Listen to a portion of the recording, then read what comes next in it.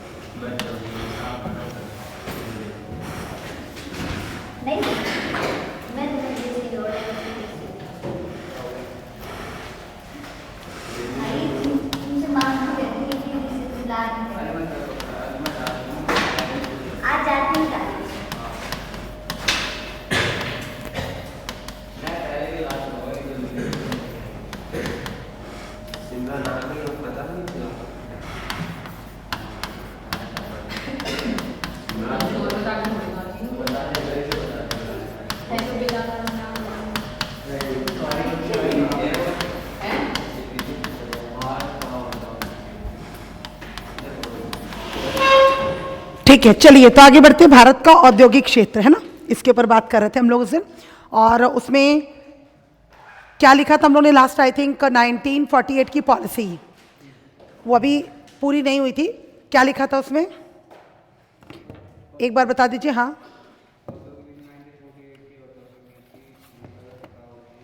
हाँ ठीक है, उसी में लिखिएगा आगे।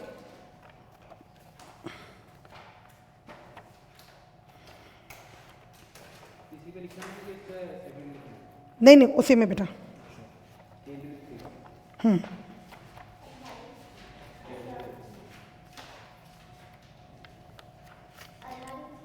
हाँ उसी में लिखिएगा, उसी के आगे है ना। क्या नहीं, जो भी लिखा था तुमने उसके आगे लिखना है, मैं तो वो बोल रही हूँ अभी, है ना।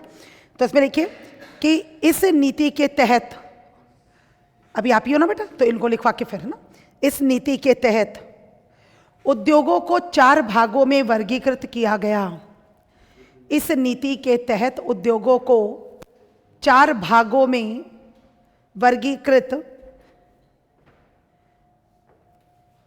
किया गया। पहला, क्या लिखवाया था? नहीं, हाँ मैं वही तो बोल रही हूँ, उसमें जो 48 के अंदर जो 4 सूची वो नहीं लिखी थी ना, पूरा दिखा ना, 4 भागों में वर्गीकृत किया गया था। हाँ मैं वही तो बोली, उसके आगे ही लिखना है। हाँ हाँ सही तो लिखवा रही हूँ मैं। हाँ हाँ गुड मॉर्निंग, उसमें लिखिएगा प्रथम वर्ग में। हाँ हाँ प्रथम वर्ग में, हाँ वर्गीकृत किया गया। प्रथम वर्ग में, पहला प्रथम वर्ग में सैनिक एवं राष्ट्रीय महत्व के उद्योग। प्रथम वर्ग में सैनिक एवं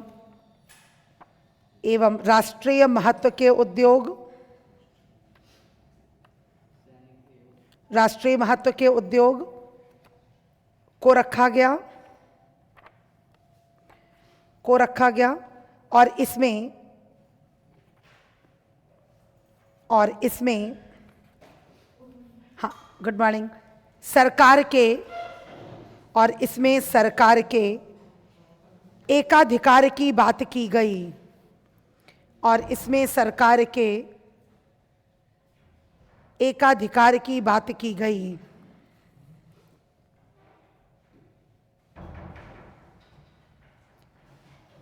एकाधिकार की बात की गई। जबकि दूसरे वर्ग के अंतर्गत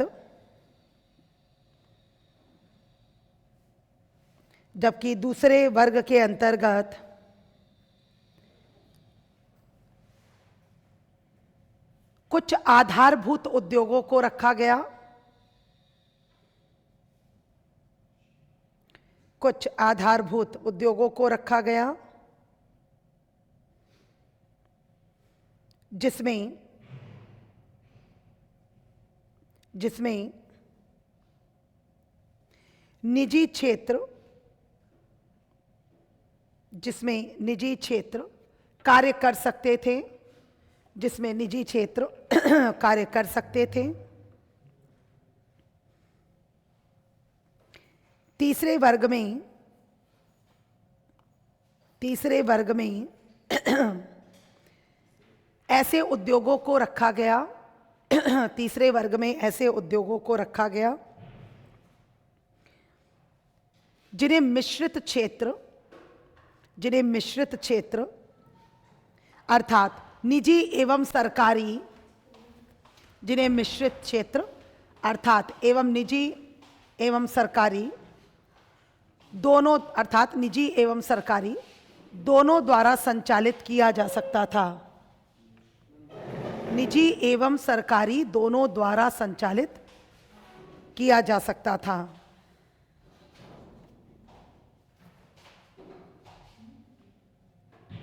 और जबकि चौथे वर्ग के अंतर्गत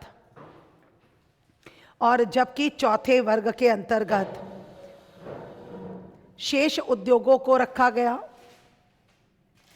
चौथे वर्ग के अंतर्गत शेष उद्योगों को रखा गया जिसमें निजी एवं सहकारी क्षेत्रों द्वारा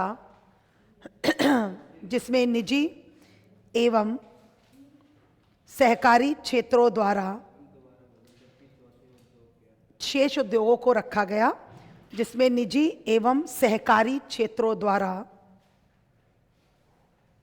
संचालन की आज्ञा दी गई।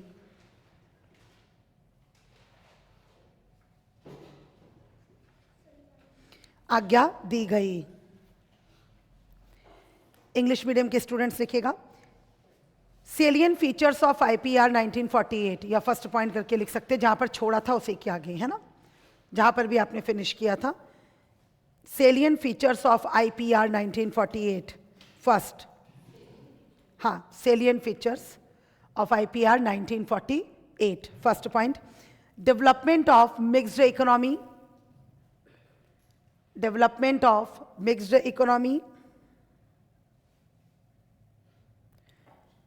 second, state programs for the development of industries,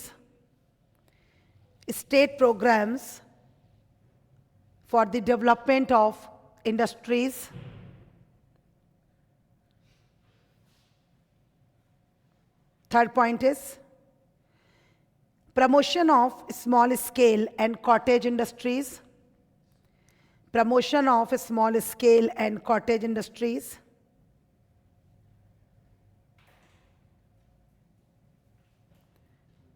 Next, industries classified into 4 categories.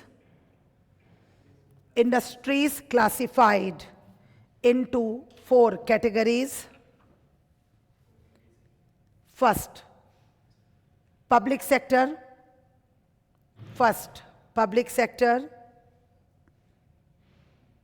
Second, controlled private sector.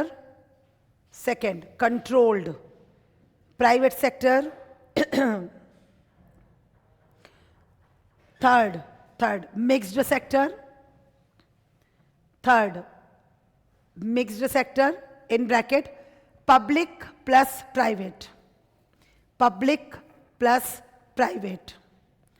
And the fourth one is private and cooperative sector.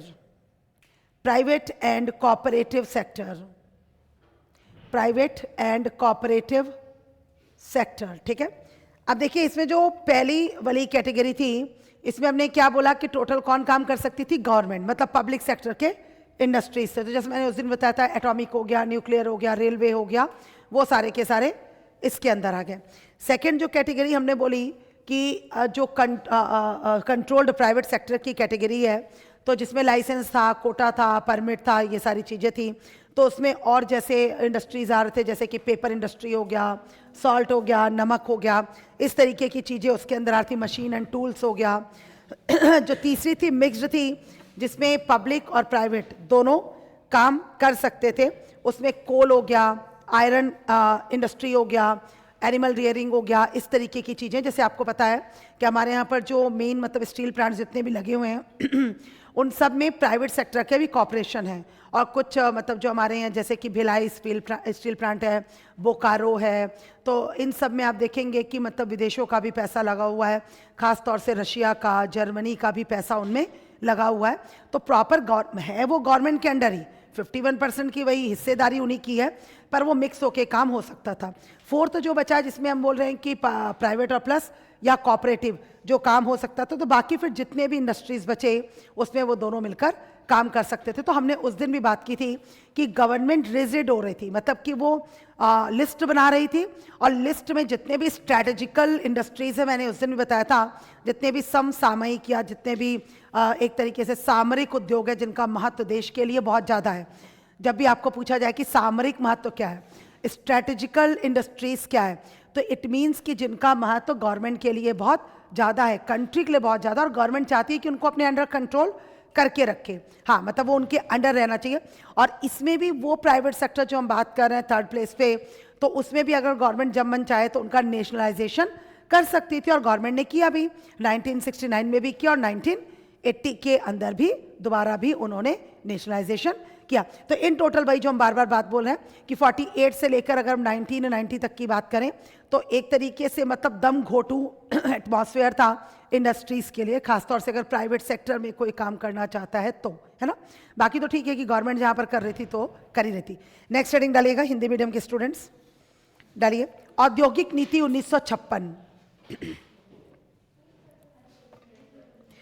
औद्योगिक नीति 1956, उसमें लिखिएगा, हाँ, औद्योगिक नीति 1956, पहले डैश करके उसी में लिखिएगा। भारत में द्वितीय पंचवर्षीय योजना, भारत में द्वितीय पंचवर्षीय योजना के दौरान बड़े एवं भारी उद्योगों पर बल दिया गया। बड़े एवं भारी उद्योगों पर बल दिया गया, और इसी लक्ष्य को व्यावहारिक रूप देने के उद्देश्य से, व्यावहारिक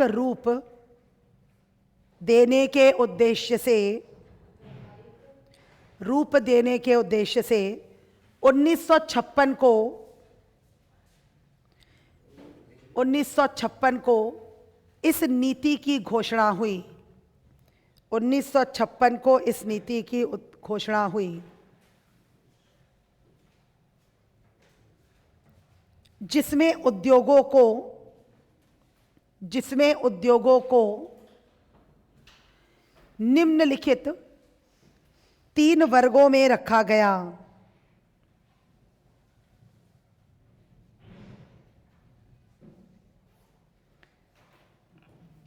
ठीक है, अब देखिएगा, अब जो गवर्नमेंट थी, अभी रुक जाइएगा, अब गवर्नमेंट और रिजिड हो रही थी, तो हम बात कर रहे हैं IPR 1956 की, करेक्ट। अब यहां पर आकर गवर्नमेंट और रिजिड हो रही है, और भी ज्यादा कठोर होती चली जा रही है। अब गवर्नमेंट जो पहले 4 लिस्ट थी उसको समेट कर उन्होंने क्या कर दिया, 3 लिस्ट में कन्वर्ट कर दिया, है ना। और यहां पर प्रॉपर तरीके से शेड्यूल कर दिया, ठीक है, स्केड्यूल जिसे आप कहते हैं, तो प्रॉपर स्केड्यूल कर दिया अपने पूरे इंडस्ट्रीज को। पहले तो सिर्फ कैटेगरी थी, कैटेगरी और शेड्यूल में अंतर होता है।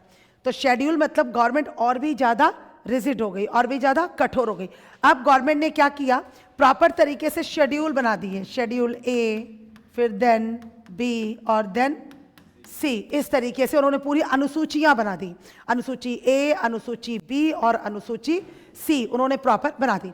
अनुसूची A में ऑब्वियस सी बात है, शेड्यूल A में उन्होंने उन इंडस्ट्रीज को रखा जिसमें सिर्फ और सिर्फ गवर्नमेंट सेक्टर काम करता, मतलब कि सिर्फ और सिर्फ सरकार, मतलब केंद्र सरकार एक्चुअली, तो जो हमारी गवर्नमेंट है वो काम करती। और जो कुछ इंडस्ट्री से पहले, अब गवर्नमेंट ने उसको बढ़ा दिया उस लिस्ट में, मतलब गवर्नमेंट बढ़ाती गई और बढ़ाते बढ़ाते बढ़ाते उस समय उसमें जो लिस्ट थी 56 में, लगभग इसमें 17th जो इंडस्ट्रीज हैं वो रखे गए थे। इसी की हम लोग बार बार अगेन एंड अगेन जो पूरे इकोनॉमी में बात कर रहे हैं कि फिर वो 1990 तक पहुंचकर कितने हो गए, 246 प्लस, मतलब 250 के आसपास, लगभग 250 के आसपास हो गए। तो ये वही इंडस्ट्री थे और इसमें टोटल काम जो था वो गवर्नमेंट को ही करना था, इन्वेस्टमेंट करना था, उसका डिसिप्लिन देखना था, मैनेजमेंट देखना था, एडमिनिस्ट्रेशन देखना था, प्रोडक्शन देखना था, वो सारी चीज़ें गवर्नमेंट को ही करनी थी। और गवर्नमेंट ने क्या किया, स्मार्टली तो कह लीजिए या कहिए कि गवर्नमेंट ये चाहती थी कि बड़े बड़े स्ट्रैटेजिकल इंडस्ट्रीज़ हैं, सामरिक महत्व के उद्योग हैं, देश को बहुत भारी मात्रा में रोजगार दे सकते हैं, पैसा दे सकते हैं, तो क्यों ना इन्हें मेरे ही अंडर होना चाहिए। लेकिन गवर्नमेंट भूल रही थी कि अगर इतने सारे, देखिए गवर्नमेंट होती है, वो कोई उद्योगपति नहीं होती है, ये बात समझिए। अगर गवर्नमेंट भी उद्योगपति जैसा खुद के साथ मतलब ट्रीट करेगी तो फिर वही बात है कि बाकी के काम कौन देखेगा, और उसका रिजल्ट बराबर इंडिया को देखने के लिए मिला, तो बाकी के पॉलिसी मेकिंग कौन करेगा। तो इंडस्ट्री एक्चुअली मार्केट के हाथ में ही होनी चाहिए थी। हाँ, ये हो सकता था कि या तो गवर्नमेंट 51% का मालिकाना हक जो ओनरशिप है वो खुद रखती, 49 को कम से कम वो जो अदर जितने भी इंडस्ट्रीज़ हैं या जो प्राइवेट सेक्टर है उनको सेल आउट कर सकती थी। पर गवर्नमेंट के अंदर वही बात है कि 100% इसका प्रॉफिट जो है वो मुझे मिलना चाहिए, और इसलिए मिलना चाहिए ताकि मैं उस प्रॉफिट का यूज़ या यूटिलाइजेशन पब्लिक वेलफेयर में या पब्लिक इंटरेस्ट में कर सकूं। लेकिन हम अगेन एंड अगेन ये भी पढ़ते हैं कि ये भारी डेफिसिट में चल रहे थे, बहुत ज़्यादा घाटे में चल रहे थे, क्योंकि गवर्नमेंट ने इन्हें लाभ का धंधा नहीं बनाया था, इन्हें कल्याण का धंधा बनाया था। और जब हम कल्याण का धंधा बनाएंगे तो ऑब्वियसली बात है हमारी लुटिया तो डूबेगी, क्योंकि फाइनली जब हम बिजनेस करते हैं तो बिजनेस प्रॉफिट के बेस पर ही चलता है ना। बाकी की जो नीतियां वो आप वेलफेयर या इंटरेस्ट में ले सकते हो। तो गवर्नमेंट यहां पर रिजिट हुई। सेकंड लिस्ट जो उन्होंने बनाई, मतलब इसको उन्होंने क्या नाम दिया था, सेंट्रल लिस्ट, प्रॉपर तरीके से सेंट्रल लिस्ट। इसे उन्होंने नाम दिया स्टेट लिस्ट, मतलब जिसमें कि राज्य काम कर सकते थे, और इसे उन्होंने नाम दिया प्राइवेट लिस्ट, और जिसमें कौन काम कर सकते थे, प्राइवेट सेक्टर के लोग काम कर सकते थे। लेकिन अब गवर्नमेंट और भी ज़्यादा रिजिड हो गई, और भी ज़्यादा बिल्कुल ड्रैकोनियन, जिसे हम लाइसेंसिंग पॉलिसी कहते हैं, वो गवर्नमेंट लेकर आई। मतलब जिसे हम कहते हैं ना कि नॉर्मली लोकल वर्ड्स में बोलें तो इंडस्ट्रियलिस्ट की जूतियां घिस जाएं लेकिन उन्हें लाइसेंस ना मिले, हालात ये थे। और लाइसेंस ना मिले मतलब कैसे, कि लाइसेंस जिनको भी मिल रहा था वो बड़े बड़े घरानों को मिल रहा था। ऑलरेडी जो टाटा, बिरला, दलाल, ये सब बड़े बड़े लोग काम कर रहे थे, जो हमने पहले भी पढ़ा था, मुंबई के 8 बड़े बड़े उद्योगपति, जो प्लानिंग के अंदर हमने बात की थी। तो बड़े बड़े इंडस्ट्रियलिस्ट ही ऑलवेज लाइसेंस लेने में सक्सेसफुल होते थे, और जो छोटे बिजनेसमैन हुआ करते थे या छोटे इंडस्ट्रियलिस्ट हुआ करते थे उनके जूते घिस जाते थे, लेकिन उन्हें लाइसेंस नहीं मिलता था। तो गवर्नमेंट इस पॉलिसी के साथ आई, लेकिन इसे ड्रैकोनियन पॉलिसी कहा गया, ठीक है, इसे बहुत ही क्रूरता से भरी नीति कहा गया सरकार की। और साथ ही साथ इसी टाइम पे नेहरू जी ने कहा था कि एक्चुअली इंडस्ट्रियल पॉलिसीज़ जो हैं वो हमारे एक तरीके से मतलब temple of the modern India है। अगर हम आधुनिक भारत में प्रवेश करना चाहते हैं तो आगे जाकर ये मंदिर बनेंगे, तो इस मंदिर से होकर ही हम आधुनिक भारत में प्रवेश कर पाएंगे। इतनी बढ़िया बात नेहरू जी ने बोली, लेकिन उसका कोई खासा रिजल्ट हमें दिखाई नहीं दिया, क्योंकि भाई ये वेलफेयर में ही काम करते रह गए। गरीबी बेरोजगारी दूर करने के एक वेपन बन गए, हथियार बन गए, लेकिन जो देश की तरक्की या डेवलपमेंट के जो वेपन उन्हें बनना चाहिए था वो बिल्कुल भी नहीं बन पाए। और फाइनली वही हुआ जो शुरू में होना चाहिए था। फिर जब एलपीजी आया और गवर्नमेंट ने धीरे धीरे इनका डिसइन्वेस्टमेंट या विनिवेश शुरू किया, 51% की ओनरशिप अपनी और 49% तक का उन्होंने डिसइन्वेस्टमेंट किया। और करंट में फिर बार बार वही बात है कि एयर इंडिया एक ऐसी कंपनी बनी इनफैक्ट जिसे सरकार को बेच देना पड़ा इवेंचुअली, है ना। और ये बहुत ही सराहनीय कदम बोला गया कि बजाय हम उसको ढोते अपने सर के ऊपर और सरकार अरबों करोड़ों रुपए उसमें और लगाती, इससे बेटर हुआ कि उन्होंने टाटा को उसे बेच दिया, और बाल्को नाल्को जैसी कंपनियों को भी सरकार ने बेच दिया। तो उसी में लिखेगा हिंदी मीडियम के बच्चे, क्या लिखा था आपने, 3 वर्गों में रखा गया। पहला अनुसूची ए, अनुसूची का या ए, अनुसूची ए, इसके अंतर्गत आधारभूत क्षेत्र के, इसके अंतर्गत आधारभूत क्षेत्र के 17 उद्योगों को रखा गया। आधारभूत क्षेत्र के 17 उद्योगों को रखा गया।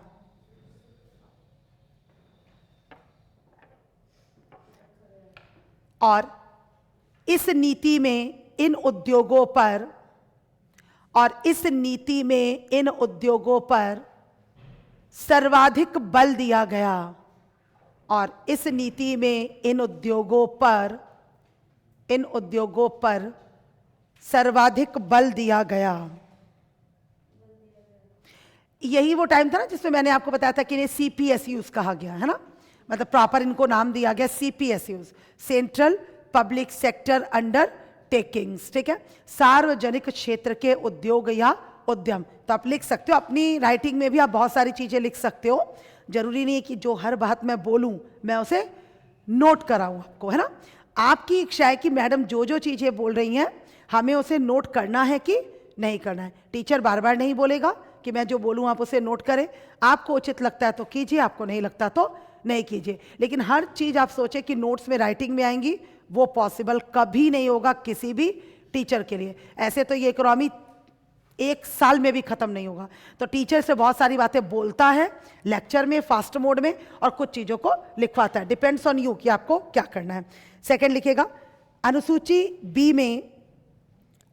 बी में 12 उद्योगों को रखा गया। अनुसूची बी में 12 उद्योगों को रखा गया जिनमें राज्य सरकारों को काम करना था।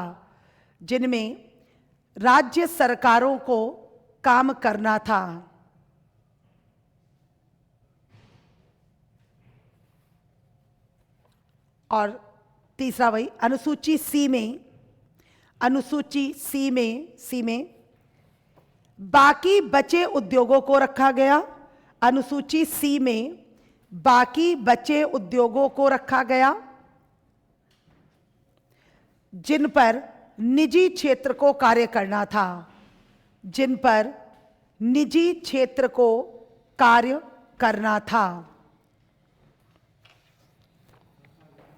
हाँ, जिन पर निजी क्षेत्र को कार्य करना था।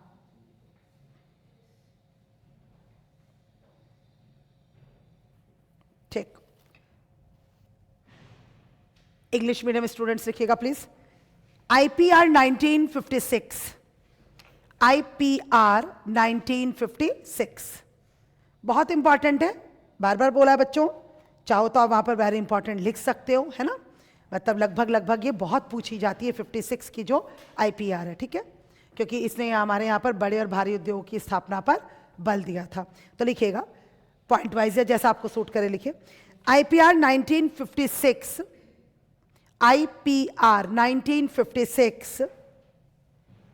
was the most comprehensive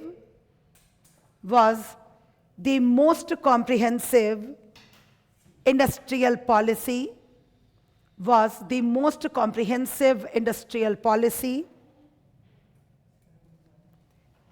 which was formulated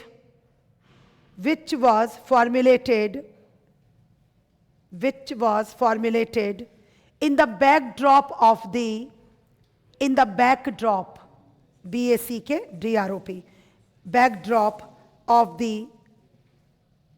adoption of the constitution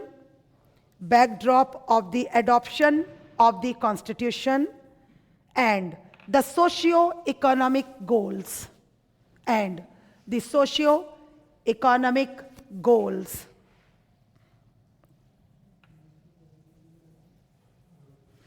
Second point, ये उसी के आगे, the policy may be described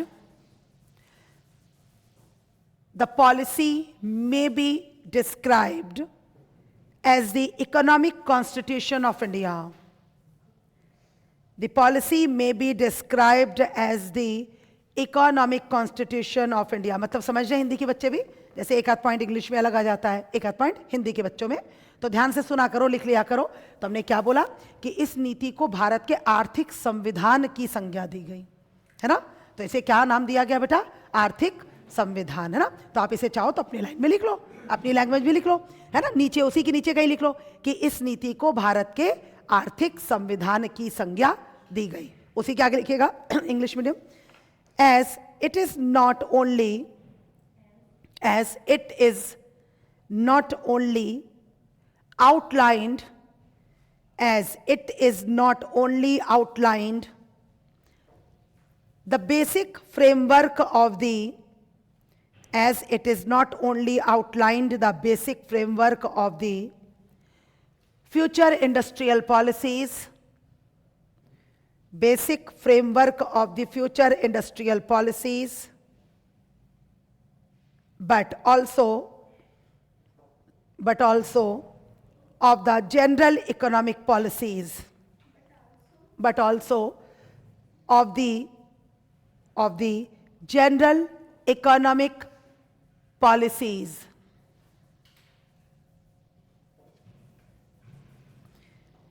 The policy industries divided, the policy industries divided into three schedule. The policy industries divided into three schedule. First, Schedule A. First, Schedule A. Seventeen industries were, yes, beta. 17 industries were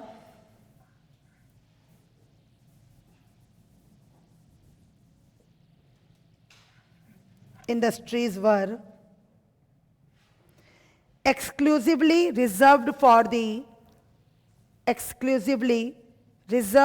the public sector. Reserved for the public sector. Second, Schedule B.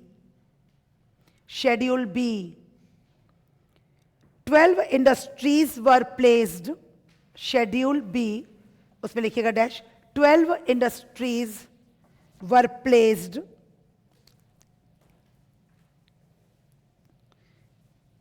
in the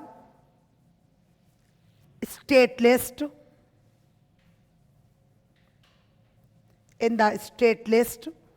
and Schedule C. Next, third, Schedule C. All the remaining industries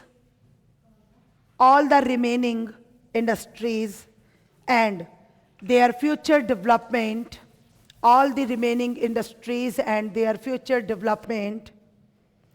would in general be left to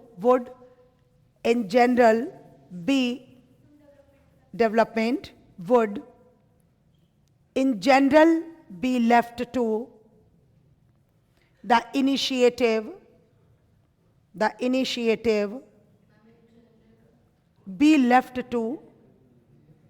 initiative and enterprise of the private sector,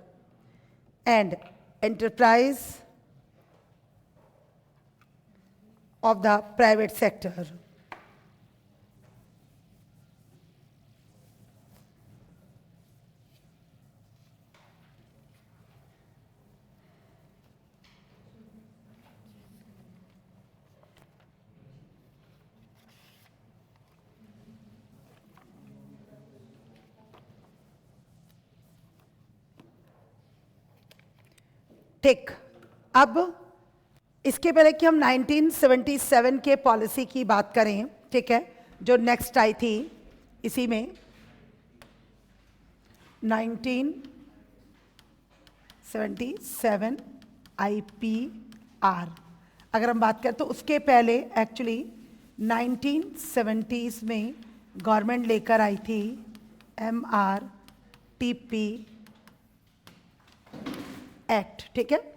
paper में इसे भी बहुत पूछा जाता है, MRTP act, है ना। इसे हम इंग्लिश में कहते हैं अभी कुछ लिखना नहीं, monopolistic and restrictive trade practices, ठीक है। क्या बोलते हैं, रिपीट करो, monopolistic and restrictive trade practices, ठीक है। और हिंदी में इसे कहते हैं एकाधिकार और प्रतिबंधात्मक व्यापार प्रक्रियाएं, ठीक है। तो हिंदी में नाम और भी टफ है, तो मैं लिखवा दूंगी एकाधिकार और प्रतिबंधात्मक व्यापार प्रक्रियाएं। तो गवर्नमेंट ने क्या किया, 70 के आसपास गवर्नमेंट एक MRTP एक्ट लेकर आई, ठीक है। और MRTP एक्ट, इसको समझिएगा, अपनी ओर से गवर्नमेंट वाज सेइंग कि हम इसे स्मॉल इंडस्ट्रीज को, एंटरप्रेन्योर्स को हम लोग सेव करने के लिए, प्रिजर्व करने के लिए लेकर आ रहे हैं, ताकि सिर्फ हर बार बड़े बड़े घराने ही ऐसे ना हो कि जो लाइसेंस है उन चीज़ों को अचीव करने में सक्सेस है। बट जो गवर्नमेंट इसकी लिमिट लेकर चल रही थी वो बहुत ज़्यादा लेकर चल रही थी। जो इसकी लिमिट थी, जैसे शुरू में 25 करोड़, फिर 50 करोड़, फिर 100 करोड़ के आसपास, तो अगर जब गवर्नमेंट फर्स्ट टाइम इसे लेकर आई थी तो 25 करोड़ की अपर लिमिट लेकर आई थी। तो गवर्नमेंट ने बोला था कि जैसे कि लाइक अगर आपको 25 CR सपोज दैट आपको इन्वेस्टमेंट करना है, तो आपको ना मुझसे परमिशन की नीड नहीं है। लेकिन आप एक बात बताओ, 1970s की बात हो रही है, और अगर उस टाइम पे हम लोग 25 करोड़ रुपए की बात कर रहे हैं, तो आप समझ रहे हैं कि आज के वो लगभग 200-250 करोड़ के बराबर है, उससे भी ज़्यादा है। मुझे तो सम टाइम लग रहा है उससे भी ज़्यादा है, बहुत पैसे का डिफरेंस आ चुका है। तब कहाँ जो रुपए की कीमत थी, मतलब $1 बराबर जाकर लगभग सिर्फ 15-16 रुपए थी, और आज कहाँ पर हमारा रुपया जा रहा है, तो अगर उसको आप कंपेयर करो तो मतलब बहुत ज़्यादा थी। तो अब आज के टाइम पे मान लीजिए अगर कोई 250-300 करोड़ रुपए इन्वेस्ट कर रहा है, तो भाई मेरे हिसाब से वो छोटी मोटी कंपनी तो नहीं है। तो उस टाइम पे अगर 25 करोड़ रुपए मान लीजिए कोई एंटरप्रेन्योर इन्वेस्ट कर रहा है, तो छोटी मोटी कंपनी नहीं थी। लेकिन गवर्नमेंट ने एक दिखावा करने के लिए, मतलब एक प्रदर्शन करने के लिए कि देखो हम छोटी कंपनियों को सिक्योर करना चाहते हैं, एंटरप्रेन्योर्स को सिक्योर करना चाहते हैं, हम ना एक अपर लिमिट रख दे रहे हैं, और उस अपर लिमिट से अगर ऊपर जा रहे हो तो ठीक है, आप मुझसे लाइसेंस लीजिए। लाइसेंस तो खैर तब भी लेना पड़ेगा, आप मुझसे पूछिए, क्योंकि गवर्नमेंट का ऐसा कहना होता था ना कि अगर आप कोई कंपनी स्टार्ट करने जा रहे हैं तो पहले उसका परफॉर्मा आपको मुझे बताना पड़ेगा। भाई प्राइवेट सेक्टर वर्क कर रहा है, भला वो आपको अपना परफॉर्मा क्यों बताएगा? आपका काम है टैक्स लेना, आपका काम है फीसेस लेना, आपका काम है रजिस्ट्रेशन कराना, लाइसेंस, आप उसकी बात कीजिए। लाइक आज हमें कोई भी बिजनेस सेटअप करना है तो हम गवर्नमेंट से थोड़ी ना पूछते हैं। आज मान लीजिए हमें एक रेस्टोरेंट खोलना है, या मुझे एक ब्यूटी पार्लर खोलना है, या मान लीजिए अपना बुटीक खोलना है मुझे, तो मैं गवर्नमेंट से भला क्यों पूछूंगी? हाँ, गवर्नमेंट का काम क्या है कि मैं कमर्शियल फील्ड में खोलूं, कमर्शियल एरिया में खोलूं, ठीक है। उसके बाद जो टैक्सेशन है, जो वहाँ के और स्टाम्प है, वो मैं पे करूं। 1 सेकेंड, हम वो पे करें, लेकिन उससे उसके अलावा तो हमारा कोई काम नहीं है ना। मतलब गवर्नमेंट का कोई काम नहीं है कि हमसे बात करें।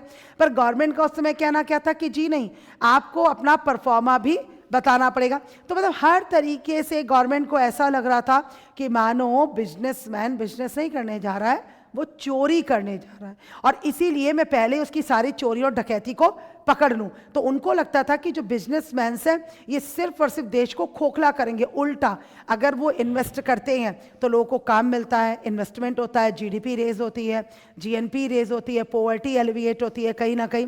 तो गवर्नमेंट ये पॉलिसी लेकर आई थी MRTP, लेकिन वही बात है कि इसका भी कहीं कोई फायदा नहीं निकला। कहने के लिए गवर्नमेंट क्या बोल रही है, एकाधिकार और प्रतिबंधात्मक व्यापार प्रक्रिया, कि हम एकाधिकार खत्म करना चाहते हैं बड़े एंटरप्रेन्योर्स का, है ना। हम प्रतिबंध लगाना चाहते हैं उन एंटरप्रेन्योर्स के ऊपर जो किसी तरीके से ओवरटेक ना करें, बट उसका कोई भी फायदा नहीं निकला। तो इसी में लिखेगा, उसी के आगे हेडिंग डालिएगा। तो एक तरीके से 1969 में वो पॉलिसी भी लेकर आई थी, पर मैं इसको अलग से लिखवा रही हूं। तो आप लिखिए, इंग्लिश के बच्चे हेडिंग डालिएगा पहले, मोनोपोलिस्टिक, फिर मैं हिंदी को लिखवाती हूं, मोनोपोलिस्टिक। हेडिंग डाल लो बच्चों, मोनोपोलिस्टिक। तुम लोग को भी लिखना है तो तुम लोग भी लिख सकते हो अगर इंग्लिश में नाम है। Monopolistic and restrictive, monopolistic and restrictive trade practices act, monopolistic and restrictive trade practices act, trade practices act 1969, trade practices act 1969, जिसे हम शॉर्ट में क्या बोल रहे हैं, MRTP, और हिंदी में लिख लीजिएगा उसका मतलब एकाधिकार, एकाधिकार और प्रतिबंधात्मक, एकाधिकार और प्रतिबंधात्मक व्यापार प्रक्रियाएं अधिनियम, एकाधिकार और प्रतिबंधात्मक व्यापार प्रक्रियाएं अधिनियम, MRTP। आई थिंक ये तो 2021 के ही पेपर में पूछा गया है, प्रीलिम्स में, 21 या 22 के पता नहीं पेपर में, कंफर्म हूं मैं, मतलब इसी पिछले 2-3 सालों में ये क्वेश्चन पूछा गया है। तो इसमें लिखेगा, इंग्लिश के बच्चे लिखेगा, MRTP एक्ट वॉज इनेक्टेड। हाँ, MRTP जब भी पेपर में आएगा तो हो सकता है MRTP नाम से ही आए, तो आपको समझना है दोनों मीडियम को। MRTP act was enacted in 1969, in 1969, and MRTP commission was, and MRTP commission was constituted in 1970, constituted in 1970, continue, to prevent the concentration of economic power, to prevent the concentration of economic power, and to prohibit restrictive, and to prohibit restrictive or unfair, to prohibit restrictive or unfair trade practices, and unfair trade practices.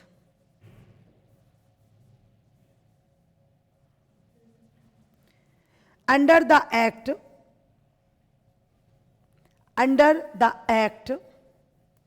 companies having assets, under the act, companies having assets beyond the, companies having assets beyond the threshold limit, beyond the threshold limit were placed under the purview of this act, were placed under the purview of the act.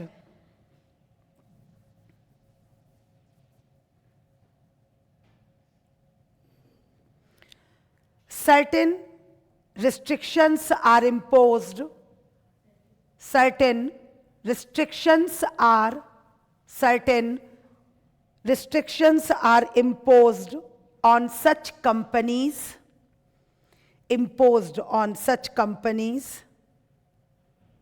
like prior approval of the MRTP, like companies, like prior, yes, approval of the MRTP.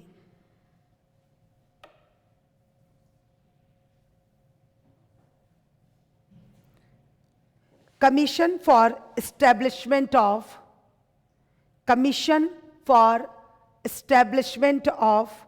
new undertakings, comma, expansion of undertakings, comma, mergers and acquisitions,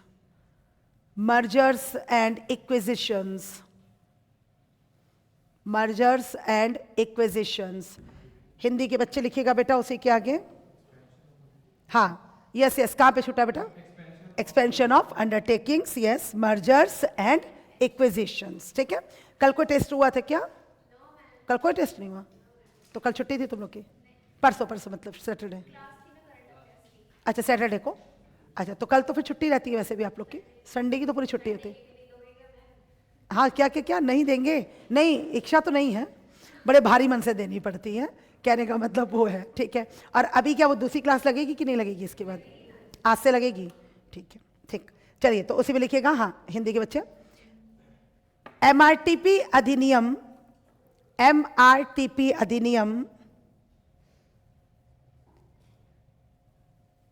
को 1969 में लागू किया गया।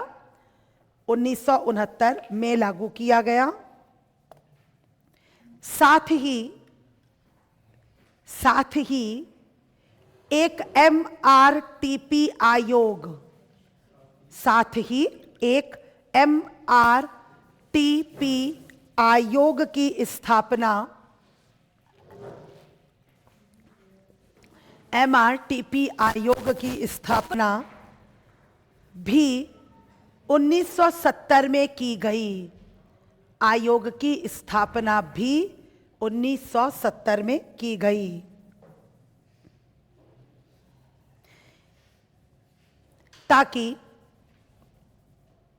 ताकि आर्थिक शक्ति के केंद्रीयकरण को रोका जा सके, ताकि आर्थिक शक्ति, आराम से देखो, आर्थिक शक्ति के केंद्रीयकरण को रोका जा सके, केंद्रीयकरण को रोका जा सके, और साथ ही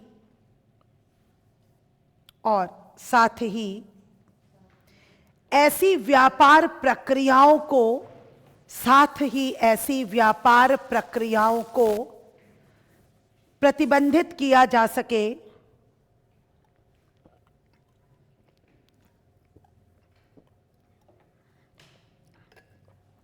जो असमानता उत्पन्न करती हों, जो असमानता उत्पन्न करती हों,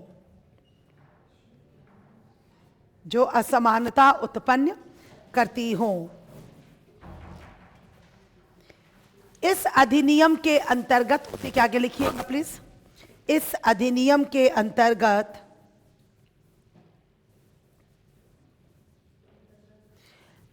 कंपनियों के लिए उनकी परिसंपत्तियों के अलावा, कंपनियों के लिए उनकी परिसंपत्तियों के अलावा, परिसंपत्तियों के अलावा एक ऊपरी सीमा तय की गई, एक ऊपरी सीमा तय की गई, ताकि कंपनियां उसी सीमा के अंदर, ताकि कंपनियां उसी सीमा के अंदर निवेश कर सके, ताकि कंपनियां उसी सीमा के अंदर निवेश कर सके।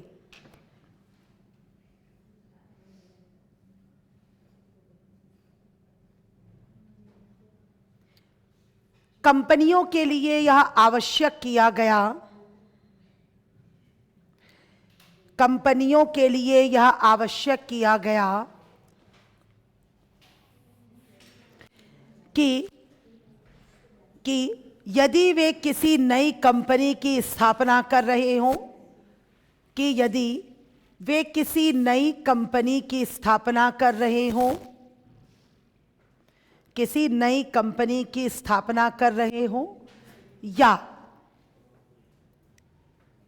किसी कंपनी में विलय कर रहे हों, स्थापना कर रहे हों, या किसी कंपनी में विलय कर रहे हों, अथवा अधिग्रहण कर रहे हों, अथवा अधिग्रहण कर रहे हों, अथवा अधिग्रहण कर रहे हों, तो उन्हें इसके लिए MRTP आयोग से पूर्व अनुमति लेनी होगी। तो उन्हें इसके लिए MRTP आयोग से पूर्व अनुमति लेनी होगी, पूर्व अनुमति लेनी होगी। तो मतलब ये काम किया गया ये कहकर कि हम ना बेसिकली वही बात आ रही है, छोटे एंटरप्रेन्योर्स हो गए, कंपनीज हो गई है ना, हम उनको सेव कर रहे हैं, वही प्रोटेक्ट कर रहे हैं, ताकि जो बड़ी बड़ी, वो कहते हैं बड़ी बड़ी मछलियाँ होती है तालाब में, तो छोटी मछलियों को खा ना जाए। पर ऐसा लग रहा था कि गवर्नमेंट एक और पूरी तैयारी कर रही थी चालाकी से प्रॉपर, जिसे हम कहते हैं ना एक्ट, कि डाका डालने का काम हो रहा था पर पूरे नियम कानूनों के अंतर्गत हो रहा था, और आराम से बड़ी मछलियों को परमिशन मिल रही थी कि तुम इन छोटी छोटी मछलियों को खा जाओ, क्योंकि इनका देश में रहने का कोई फ़ायदा नहीं है। और बड़ी बड़ी कंपनियों ने ज़बरदस्त एक्विजिशन किया, टेक ओवर किया, कंपनीज को मर्जिंग करने के लिए मजबूर किया, और उनको लाइसेंस मिल भी नहीं पाता था, क्योंकि मैंने क्या बोला, वो बहुत ही एक टेढ़ी प्रक्रिया थी। जो लाइसेंस लेना बहुत टेढ़ी प्रक्रिया थी। आप पेरेंट्स वगैरह से पूछेगा, किसी के फादर वगैरह बिजनेस करते हो तो पूछेगा 70-80 के क्या हालात थे, तो बताएंगे कि लाइसेंस ही नहीं मिलता था। लाइसेंस मतलब छोटी से छोटी दुकान खोलनी है किसी को, और उसके लिए लाइसेंस की नीड है। लाइसेंस हमको समझ में आती है कि जब हम कोई हैजार्डस एक्टिविटी कर रहे हैं, खतरनाक काम कर रहे हैं, कोई मान लीजिए ऐसे केमिकल का काम कर रहे हैं, या कोई ऐसी एक्टिविटी की जहाँ पर गवर्नमेंट को लगता है कि ठीक है भाई लाइसेंस का होना जरूरी है। अब अदर हम जितने भी काम कर रहे हैं उसमें लाइसेंस की नीड क्या है? हाँ, जैसे अब गवर्नमेंट ने क्या किया, ऑब्वियसली 1991 में जब न्यू इकोनॉमिक पॉलिसी आई तो गवर्नमेंट ने काफ़ी कुछ चेंजेस अपने पॉलिसीज़ में किया। तो उन्होंने जो ड्रैकोनियन या रिजिड लाइसेंसिंग पॉलिसी थी उसको ख़त्म किया, और आपको पता है कि अब जो लाइसेंस चाहिए वो सिर्फ कुल मिलाकर 5 ऐसे इंडस्ट्रीज़ बचे रह गए जिसमें लाइसेंस की नीड है। मतलब अगर हम उन 5 इंडस्ट्रीज़ में से कोई इंडस्ट्री खोलने जा रहे हैं या से संबंधित, से रिलेटेड कोई काम कर रहे हैं, तो we need the licence, otherwise we don't need any licence, we need only the registration. ठीक है, हमें किसकी नीड होती है आज के टाइम पे? अगर आप कोई बिजनेस कर रहे हैं, एक रजिस्ट्रेशन की नीड होती है, ठीक है, एक जीएसटी नंबर लेने की नीड होती है, बस, और कुछ नहीं है, बाकी कोई लाइसेंस नहीं चाहिए। हाँ, अगर हम कोई हैजार्डस काम कर रहे हैं, हैवी केमिकल का काम कर रहे हैं, सिगरेट, शराब, निकोटीन, मतलब इन सब का हाँ कोई काम कर रहे हैं, तेजाब वगैरह का काम कर रहे हैं, कुछ ऐसी चीज़ें हैं, इलेक्ट्रॉनिक आइटम्स है जिसमें ब्लास्ट होने की संभावना है, कुछ चीज़ें अगर हम वो कोई काम कर रहे हैं, इलेक्ट्रॉनिक आइटम का काम कर रहे हैं, कोई मेडिसिन का काम कर रहे हैं, फार्मास्यूटिकल कोई काम हम कर रहे हैं, हाँ एग्जैक्टली, तो हमें मतलब है कि हमें भाई लाइसेंस चाहिए, क्योंकि यहाँ पर लाइसेंस की नीड है ना। कल किसी की जान जा सकती है, तेजाब हो सकता है, कुछ भी, या हैवी केमिकल हो सकते हैं, तो वहाँ पर नीड है। बाकी अब किसी भी बिजनेस में हमें लाइसेंस की नीड नहीं है, हमें सिर्फ किसकी नीड है? रजिस्ट्रेशन की। हम कोई भी काम करना चाहें आज के टाइम पे कर सकते हैं, बस आपको एक रजिस्ट्रेशन कराना पड़ता है। और रजिस्ट्रेशन भी ऐसा नहीं, गवर्नमेंट कहती है आप बिजनेस खोलो, खोलने के बाद आप आओ मेरे पास और रजिस्ट्रेशन कर लो, नहीं तो हम तो पहुंच ही जाएंगे आपके पास सील करने के लिए, आपसे जुर्माना वसूलने के लिए, उन चीज़ों के लिए हम तो बैठे ही हैं। लेकिन आप पहले बिजनेस स्टार्ट करो, मतलब लाइक मान लो मुझे कोचिंग खोलनी है, तो मैं पहले कोचिंग का स्ट्रक्चर तैयार करूँ, बच्चे बैठाऊँ, शुरू करूँ, ठीक है, शुरू करूँ, फिर उसके बाद मैं गवर्नमेंट के पास जाऊँ, रजिस्ट्रेशन कराऊं कि मेरे क्लास में या मेरे एकेडमी में 20-25 या 50 बच्चे होंगे, 100 बच्चे होंगे, तो गवर्नमेंट क्या करती है, उसका अपना एक रजिस्ट्रेशन करती है। जैसे झांसी में मेरी पहले एकेडमी थी तो उसका मैंने रजिस्ट्रेशन कराया था बीएसए से, तो बीएसए से कराया था, तो उस समय उन्होंने 50 बच्चों का रजिस्ट्रेशन हमारा किया था। उस समय हमारे कुछ 15 या 20 हज़ार रुपये लगे थे, तो 15-20 हज़ार रुपये लगकर उन्होंने पूरा एक सर्टिफिकेट दे दिया था।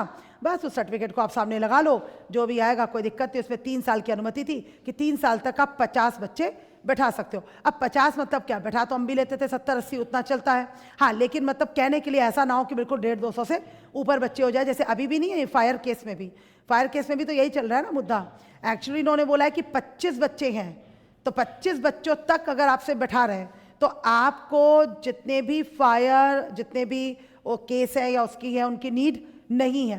लेकिन फिर भी गवर्नमेंट कह रही है कि कम से कम आप एक फायर केस अपने यहाँ पर रखे जरूर, कि कल को अगर ऐसी कुछ होती है तो आप उसको कम से कम जो उसका वो है, क्या बोलते हैं, जेट है, या उसको चला सके, स्प्रे हम मार सकें, तो बस वही चीज़ है। लेकिन जैसे अभी हमारे यहाँ पर भी ऐसी आई थिंक कोई व्यवस्था नहीं है बाहर है, अच्छा हाँ बाहर है, तो फिर ठीक है, फिर तो नहीं आना चाहिए। तो सर से उस दिन बात हो रही थी, अमन सर से, तो यही कह रहे थे कि मैडम आप भी देख रहे हैं कि हमारे यहाँ पर क्या 25 बच्चों से ऊपर कभी भी आपने देखा है, आप खुद ही बता दीजिए। तो मैंने कहा हाँ सर, ये बात तो बिल्कुल ईमानदारी से कि मैंने खुद 25 बच्चों से ऊपर कभी क्लास में किसी को बैठे नहीं देखा है। तो वही बोले कि फिर भी बार बार हमें आ रहे हैं और परेशान कर रहे हैं। क्यों हंसी कर रही है? हाँ, तो वही तो वो कह रहे थे ना, हाँ यही तो कह रहे थे ना वो, कि आपने कभी क्या देखा है क्या बच्चे से, वो यही मतलब एक्चुअली मुझसे वो यही पुष्टि कर रहे थे कि कल को आपके सामने भी कोई आए तो आप भी हमारे एक सबूत ही तो, गवाही तो, टीचर हो। तो सही बात है ना, मुझसे कोई पूछेगा तो मैं तो यही बोलूँगी ना कि मुश्किल से 15-20 बच्चे ही कभी बैठे हैं, बल्कि उसके नीचे ही रहे हैं, तो वही चीज़ है। लेकिन वो कह रहे हैं सर फिर भी बार बार परेशान कर रहे हैं, हर महीने आ रहे हैं और पैसा खा के चले जा रहे, तो तरीके हो गए। तो बस इन्हीं सब में अब क्या है, लाइसेंस की नीड है, बाकी लाइसेंस की नीड नहीं है, सिर्फ एक रजिस्ट्रेशन कराइए और आप अपना बिजनेस आगे रन कीजिए। ठीक है, समझ में आया MRTP? अच्छे से, बहुत बार पूछा गया, बार बार बता रही हूँ। चलिए अब लिखिएगा, हाँ अगली हेडिंग डालिएगा हिंदी के बच्चे, औद्योगिक नीति 1977, 1977। सारी औद्योगिक नीतियां लिखवा रही हूँ, हालांकि जो आपको नोट्स मिले उसमें भी होंगे, नोट्स में भी दी हुई हैं, ठीक है। औद्योगिक नीति 77, उसमें लिखिएगा 23 दिसंबर 1977 में घोषित, 23 दिसंबर 1977 में घोषित। वैसे आपकी क्लास में स्टूडेंट है कितने ऑफलाइन? कभी आए पूरे? क्या?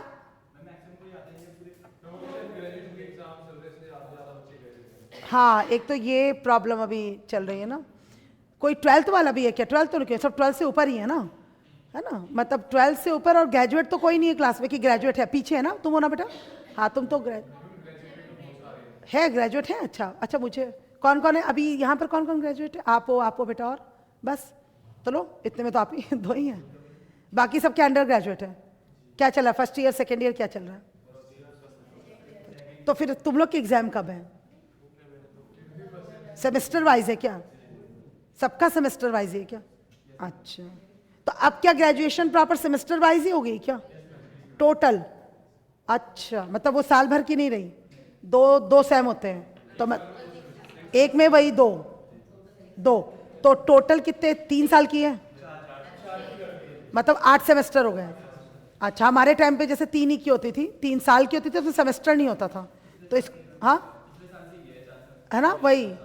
अच्छा, तो मतलब हर जगह कुछ भी पढ़ेंगे तो आप 4 साल ही होगा, मतलब ये है। मतलब बहुत हैवी काम कर दिया गवर्नमेंट ने, बहुत चालाकी से, ताकि बच्चे आराम से 22-23 तक मेरे पास आए। हमारे टाइम पे 3 साल में ग्रेजुएशन हो जाती थी, और उसमें कोई सेमेस्टर नहीं होता था। मैं वही तो कह रही हूँ, और साल भर में कोई एग्जाम नहीं होता था, बस वही होता था फाइनल। मैं वही तो बोल रही हूँ, कोई ऐसा भी नहीं कि आप BCA कर रहे हैं, है ना, CA कर रहे हैं, कुछ कर रहे हैं, BTech कर रहे हैं, ऐसा भी कुछ नहीं। नॉर्मल ग्रेजुएशन है। आप वही बच्चों का समय ही तो बर्बाद कर रहे हो कि 4 साल, बच्चा 22 साल तक से ग्रेजुएशन कर रहा है। हमारे टाइम पे हम लोग की 21 साल में प्रॉपर ग्रेजुएशन 21 के अंदर अंदर हो जाती थी, 23 में तो PG हो गया था। तो ये बड़ी दिक्कत की बात है। ठीक है, क्या कर सकते हैं, लिखिए 23 दिसंबर 1977 में घोषित, 23 दिसंबर 1977 में घोषित औद्योगिक नीति में, बात नहीं करो बच्चों, औद्योगिक नीति में सार्वजनिक क्षेत्र, औद्योगिक नीति में सार्वजनिक क्षेत्र की भूमिका में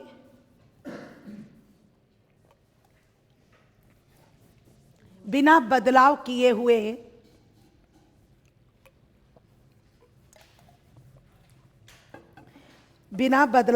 हुए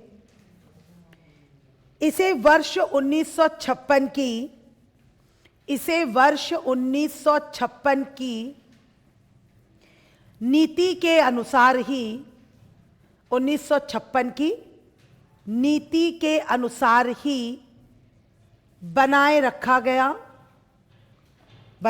गया। हाँ, इस नीति में, उसी के आगे लिखिएगा, इस नीति में लघु एवं कुटीर, इस नीति में लघु एवं कुटीर उद्योग के विकास पर, इस नीति में लघु एवं कुटीर उद्योग के विकास पर विशेष बल दिया गया। लघु एवं कुटीर उद्योग के विकास पर विशेष बल दिया गया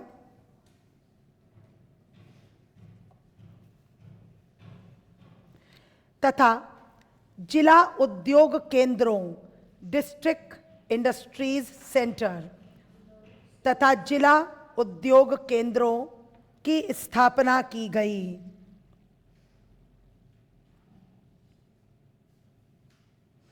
इंग्लिश मीडियम के स्टूडेंट लिखिएगा IPR 1977, IPR 1977 लिखिए बेटा।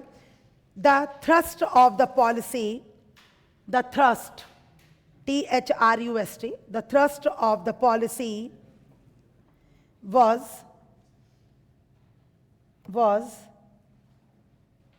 on decentralization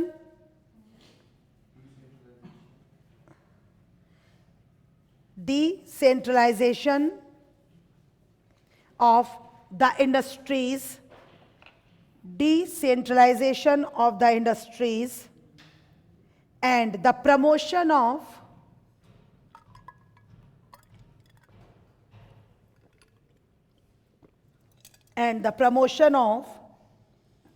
small scale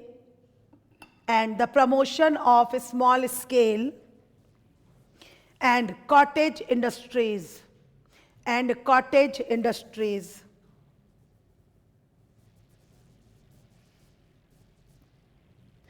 It introduced the concept of DICs. It introduced the concept of DICs, means District Industries Centers. The DICs, District Industries Centers. Next लिखिएगा Hindi medium. औद्योगिक नीति 1980. औद्योगिक नीति 1980.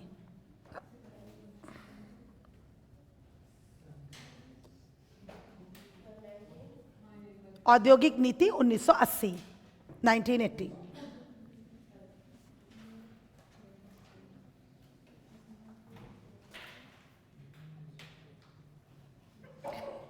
लिखिएगा इस नीति में ग्रामीण क्षेत्रों में उद्योगों की स्थापना, इस नीति में ग्रामीण क्षेत्रों में उद्योगों की स्थापना तथा बीमार औद्योगिक इकाइयों, उद्योगों की स्थापना तथा बीमार औद्योगिक इकाइयों की समस्याओं के समाधान पर, बीमार औद्योगिक इकाइयों की समस्याओं के समाधान पर बल देने का निर्णय लिया गया. बीमार औद्योगिक इकाइयों की समस्याओं के समाधान पर बल देने का निर्णय लिया गया.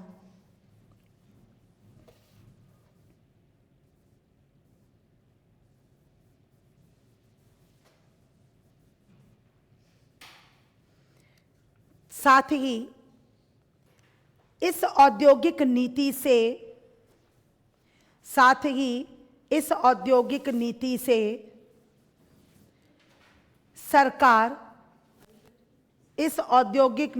सरकार उद्योगों के प्रति कुछ उदार हुई. उद्योगों के प्रति कुछ उदार हुई. उदार मतलब लिबरल. कुछ उदार हुई. हाँ, उद्योगों के प्रति कुछ उदार हुई, परंतु MRTP अधिनियम बना रहा. परंतु MRTP अधिनियम बना रहा.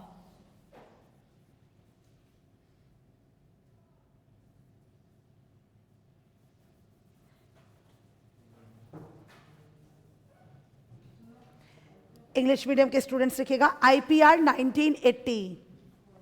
IPR 1980.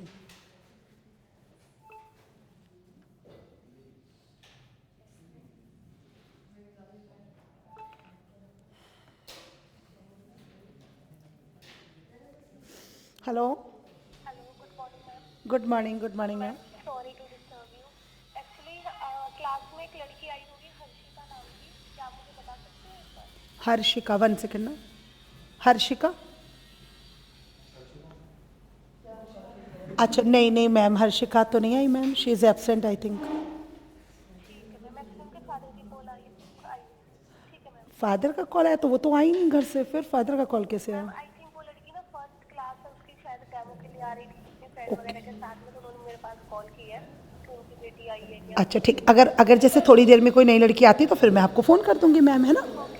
हाँ जी. Okay ma'am, fine, thank you.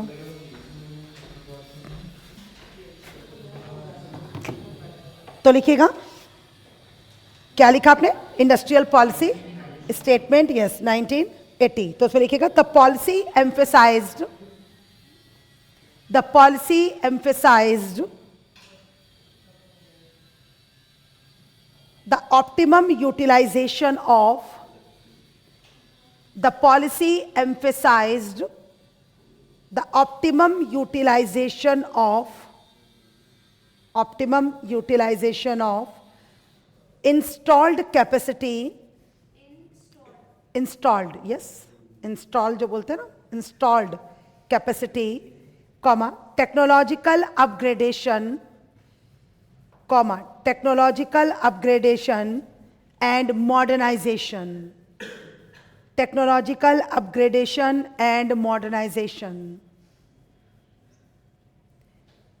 The policy selectively liberalized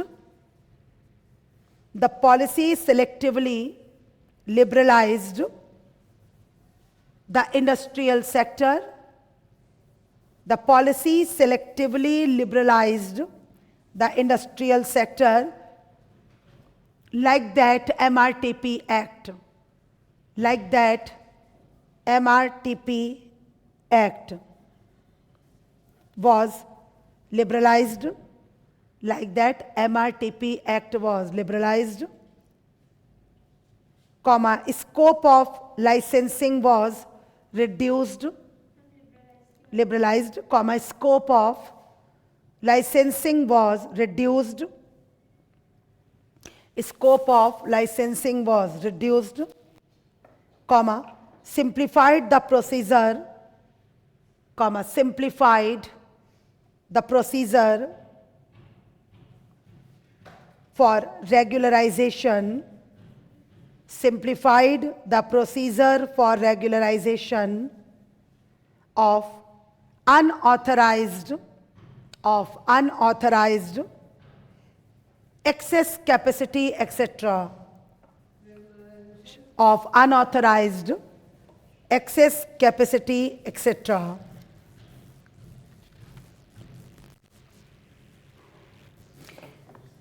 ठीक, अब देखिए हेडिंग डालिएगा,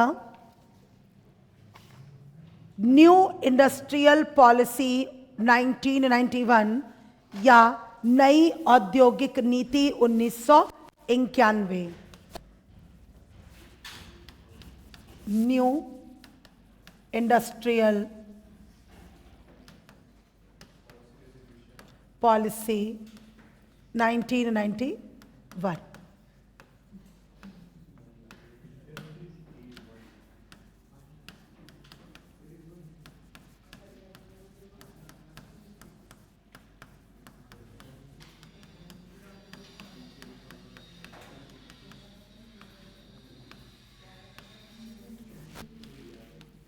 ठीक है, तो आपने कुछ पढ़ा था, नोट्स आपको मिल गए थे, कुछ पढ़ा था आपने नोट्स में, कुछ पढ़ा था, क्या पढ़ा था बेटा बताना साक्षी, कुछ याद है, कुछ पढ़ा था तुम्हें, कुछ याद है? तो नई औद्योगिक नीति पर तो हम पहले भी बहुत बार बात कर चुके हैं, बहाने से कई बार, पूरा एलपीजी का टॉपिक पढ़ा, उसके पहले भी हमने बात की थी, है ना, कई बार, मतलब एक तरीके से हम बातचीत कर चुके हैं कि मेन क्या रीजंस थे. अब चाहे आप उसे इकोनॉमिक रिफॉर्म्स कहिए, है ना, चाहे उसे जनरेशन्स कहिए, है ना, चाहे आप उसे न्यू इकोनॉमिक पॉलिसी कहिए, जो भी कहिए, इंडस्ट्रियल पॉलिसी कहिए, जो भी सूट करे वो हम मैंने बोला कि इसको बहुत सारे नामों से आपको पेपर में पूछा जा सकता है. और पर्टिकुलर हमने ये भी बात की थी कि उसके पीछे ना कुछ सर्कमस्टांसेस थे, है ना, जिस कारण से मतलब कुछ परिस्थितियां घटित हुई कि जिस कारण से हमें न्यू इंडस्ट्रियल पॉलिसी या न्यू इकोनॉमिक पॉलिसी को एक्चुअली लेकर आना पड़ा, है ना, या उसे हमने आगे बढ़ाया. और वो सारे कंडीशंस आपको बहुत बार हम लोगों ने बताया है, कुछ चेंजेस भी हुए. तो कुछ याद है, किसी ने नोट्स वगैरह पढ़ा है तो बताओ, नोट्स कब मिल गए थे आप लोग को? मिल गए होंगे. क्या क्लोज से ओपन? ठीक है, चलिए, बहुत सही बात है. पहले तो हमने क्लोज से ओपन की क्योंकि हमें वो जरूरी लग रही थी कि हम कब तक क्लोजनेस के अंदर रहते. तुम क्या बोल रही थी बेटा, दोबारा रिपीट करना. हाँ हाँ हाँ, सोचो. एलपीजी इंट्रोड्यूस हुआ था जिससे कि जो प्राइवेट कंपनीज हैं उनको फिर हेल्प मिलती थी. हाँ, लाइसेंसिंग में प्रॉब्लम आती थी, थोड़ा इजी हो गया था. बिल्कुल सही बात है, शाबाश. हाँ हाँ, ठीक बोल रहे हो. जो कुछ कंपनीज ऐसी थी जो बेसिक कंपनीज थी जो गवर्नमेंट के अंडर थी, बाकी जो थी प्राइवेट. और वेरी गुड, बहुत बढ़िया, शाबाश. लाइसेंसिंग पॉलिसी जो ड्रैकोनियन थी, गवर्नमेंट उसमें लिबरलाइज हुई, पहली चीज़ है ना। टेक इसमें जो प्राइवेट कंपनी थी उनकी संख्या भी बढ़ाई गई थी। हाँ, प्राइवेट कंपनी, वेरी गुड, इसमें प्राइवेट कंपनीज़ की संख्या बढ़ाई गई, लिबरलाइज किया गया उन्हें, बहुत बढ़िया बात है ना। गवर्नमेंट ने पब्लिक सेक्टर की कंपनीज़ को कम किया, वही ऑब्वियस सी बात है कि अगर गवर्नमेंट ने कम किया तो जो पीछे बच्ची बता रही कि वही चीज़ कि फिर प्राइवेट कंपनीज़ की संख्या बढ़ेगी क्योंकि गवर्नमेंट अगर अपना अधिकार छोड़ रही है तो कंपनीज तो बंद नहीं होंगी ना। तो ऑब्वियस सी बात है कि गवर्नमेंट ने उसे, मतलब अब गवर्नमेंट को ये बात समझ में आई बेटा कि सारी चीज़ों पर मैं मोनोपोली नहीं कर सकती हूँ। वो समय नहीं हो सकता कि सारी व्यवस्था मैं ही करूँ, है ना। जैसे मैंने बहुत बार आपको एग्जाम्पल देकर इस चीज़ को बताया कि मैं सोच लूँ कि सारे काम मेरे घर में मैं ही करूँगी, मैं ही कमाऊँगी, मैं ही घर चलाऊँगी, मैं ही राशन लाऊँगी, मैं ही ये करूँगी, मैं ही वो करूँगी, वो पॉसिबल नहीं है। क्योंकि मुझे लगे कि मेरा आधिपत्य रहना चाहिए, है ना, सब लोग मेरे अकॉर्डिंगली काम करें, वो एक घर परिवार में भी पॉसिबल नहीं है। तो जब बच्चे बड़े होते हैं तो हमें उन्हें भी छूट देनी पड़ती है, आज़ादी देनी पड़ती है, जिम्मेदारी भी देनी पड़ती है, सिर्फ आज़ादी नहीं कि कुछ काम वो करेंगे, कुछ हम करेंगे, कुछ हस्बैंड करेंगे, कुछ बड़े करेंगे। तो वही चीज़ है। फिर ये तो इतना बड़ा देश था तो ये कैसे पॉसिबल था कि गवर्नमेंट IR भी देखती, गवर्नमेंट इंटरनल सिक्योरिटी भी देखती, गवर्नमेंट टेररिज्म भी देखती, नक्सलिज्म देखती, पॉपुलेशन देखती, poverty, unemployment, education, health, transportation, energy, ये कैसे पॉसिबल था। और फिर उसके बाद उद्योगों की अपने लाभ हानि के डेटा को भी मेंटेन करती। तो ये जरूरी था कि बिल्कुल आप लोगों ने ठीक बोला कि जो बड़े बड़े सेक्टर थे जिसे गवर्नमेंट को आज भी लगता है कि ठीक है उनके अंडर में होने चाहिए, तो वो गवर्नमेंट ने आज भी अपने अंडर में रखा हुआ है, जहाँ से उन्हें लगता है कि पब्लिक का बहुत बड़े लेवल पे वेलफेयर होना चाहिए। और जहाँ पर गवर्नमेंट को लगता है कि ठीक बात है कि इन इंडस्ट्रीज़ के ऊपर अगर प्राइवेट सेक्टर या स्टेट लेवल की गवर्नमेंट अच्छा काम कर सकती है तो ठीक है, गवर्नमेंट ने क्या किया, वो उनको उठाकर दे दिया। और आज गवर्नमेंट का जो अपना पूरा फोकस है वो किसके ऊपर है, इंटरनेशनल रिलेशंस के ऊपर है, इंटरनल सिक्योरिटी के अंदर। इंडिया में तो बेटा अभी भी गवर्नमेंट बहुत बर्डन लेकर जी रही है। मैंने बोला ना कि अगर हम डेवलप्ड कंट्री में जाएं तो गवर्नमेंट इतना सा भी बर्डन उठाने को तैयार नहीं है। बस वो मैंने बोला था बनाती है, चलाती है और बेचती है, built, operate and transfer. Government अभी हमारे यहाँ पर क्या पॉवर्टी है, एक्चुअली क्या है, हमारे यहाँ पर डिस्पैरिटीज़ बहुत ज़्यादा है, अभी भी गरीबी बहुत ज़्यादा है। जैसे लाइक रेलवे, अगर हम लोग एग्जाम्पल लें कि अगर आज हम रेलवे को ही प्राइवेटाइज कर देते तो मैंने पहले ही बताया था कि रेलवे का फेयर ही कम से कम 3-4 गुना बढ़ जाएगा। तो वो हर आदमी के बस की बात नहीं होगी। जैसे छोटी सी ही बात है कि हमारे यहाँ पर गवर्नमेंट अच्छी तरह से जानती है, और आप तो खैर अच्छी तरह जानते ही हैं कि जब हमारे यहाँ पर कोई पेपर होता है, खासतौर से आपने देखा होगा जब पुलिस में भर्ती के पेपर होते हैं तो आपको पता है गांव देहात से सब जगह से लड़के, छोटे शहरों से लड़के ही होते हैं, मेन तो उसमें लड़कियां होती ही नहीं है। तो लड़के जो है हजारों लाखों की मात्रा में जाते हैं और किस कदर भीड़ होती है। बड़ा SSC का एग्जाम है, कुछ है, अरे जनरल सी बात है बेटा, आपको UPSC तक के पेपर में हालात दिख जाते हैं, IIT वगैरह के पेपर में हालात दिख जाते हैं, बच्चे इधर से उधर शफल कर रहे हैं। तो उस समय आपने देखा होगा कि गवर्नमेंट तक भी उन बच्चों को कुछ नहीं कहती है, क्योंकि हर बच्चा इतना पैसे वाला नहीं है कि वो पहले टिकट बुक करेगा, प्रॉपर रिजर्वेशन लेगा, क्योंकि एक साल में बच्चा 4-5 पेपर दे रहा है, वो बेचारा इतना परेशान है, इतने इतने महंगे महंगे फॉर्म भर रहा है, फिर उसके बाद इतनी इतनी टिकट। तो भाई हर एक के पास इतना पैसा नहीं है। तो लड़के वड़के क्या करते हैं, ग्रुप बनाया, उठे और बैठ गए, जनरल डिब्बे में बैठ गए, स्लीपर में चढ़ गए, कोई दिक्कत नहीं, 50-100 रुपए की टिकट ली, जनरल टिकट कटाई और अपना बैठ गए। तो आप देखिएगा लोग भी नहीं बोलते, पुलिस नहीं बोलती, TC भी कुछ नहीं कहता, टिकट चेकर भी कुछ नहीं कहता है, ठीक है यार बच्चे पेपर देने जा रहे हैं, अब क्या इनका वो करें। तो अब इसी टाइप की कंडीशन देख लीजिए। लेकिन अगर सोचिए कि यही चीज़ प्राइवेट सेक्टर आ जाए तो शायद एक भी कोई बिना टिकट यात्रा ना कर सके। जैसे कि हम मेट्रो की बात करते हैं कि सवाल ही पैदा नहीं होता कि मैं और आप कितने भी स्मार्ट हो, पर सवाल ही नहीं उठता कि हम बिना टोकन या बिना किसी मतलब उसमें फेयर के हम लोग सफ़र कर ले जाएं। तो अगर वो चीज़ हो गई तो सिस्टम तो बहुत अच्छा होगा रेलवे का भी। लेकिन फिर वही चीज़ है कि हम सोच भी नहीं सकते कि हम कभी बिना टिकट उसमें यात्रा करें। कई बार हमारी ऐसी इमरजेंसी आ जाती है कि हमें आपको भी बिना रिजर्वेशन सफ़र करना पड़ता है। कई बार ऐसा हमारे साथ भी हालात हुए, आपके लोग के साथ हुए होंगे कि एकदम अचानक से कोई अर्जेंट वर्क आ गया, टिकट नहीं हो रही है, तत्काल में भी नहीं हो रही है, यार जाना तो है, जो होगा सो देखेंगे। हम भी यही कहते हैं, सीट मिले नहीं मिले, जैसे भी जाएंगे तो जाना पड़ेगा। तो फिर वो सारी चीज़ें खत्म हो जाएंगी। तो इमरजेंसी में जो लोग अभी सफ़र कर पाते हैं, ये सोच करके टिकट चेकर से सीट ले लेंगे, कुछ पैसा भर देंगे, जुर्माना भर देंगे, तो वो भी चीज़ें खत्म हो जाएगी। तभी शायद एक आपको पता होगा ना कि बात कहाँ हो रही है, लेकिन कहाँ तक लेकर जा रही हूँ, पर टॉपिक से नहीं भटकूंगी। तो एक ऐसे आया था कि भ्रष्टाचार भी क्या जीवन के लिए उपयोगी है। तो जी हाँ, बहुत से प्लेसेस में भ्रष्टाचार भी उपयोगी है।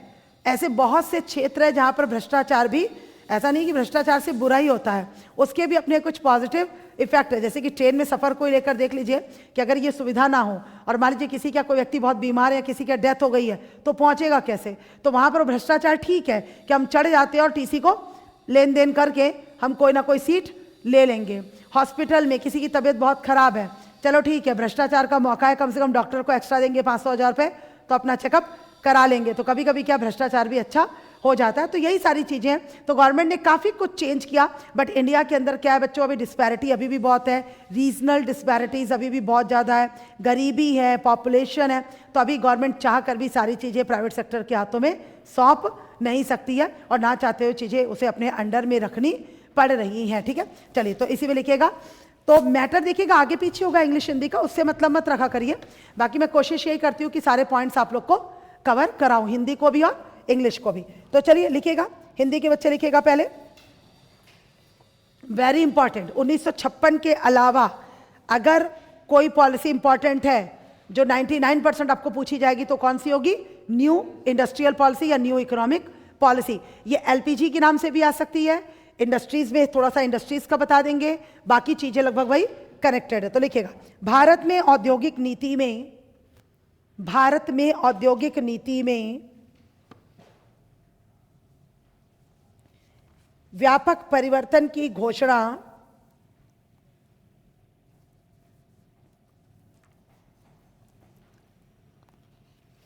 व्यापक परिवर्तन की घोषणा 24 जुलाई 1991 को की गई। 24 जुलाई 1991 को की गई।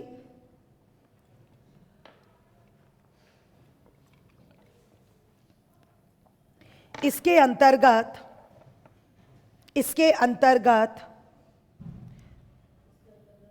औद्योगिक लाइसेंसिंग नीति, इसके अंतर्गत औद्योगिक लाइसेंसिंग नीति कॉमा एमआरटीपी, औद्योगिक लाइसेंसिंग नीति कॉमा एमआरटीपी कॉमा सार्वजनिक क्षेत्र कॉमा सार्वजनिक क्षेत्र कॉमा विदेशी निवेश आदि के संबंध में, विदेशी निवेश आदि के संबंध में व्यापक बदलाव किए गए।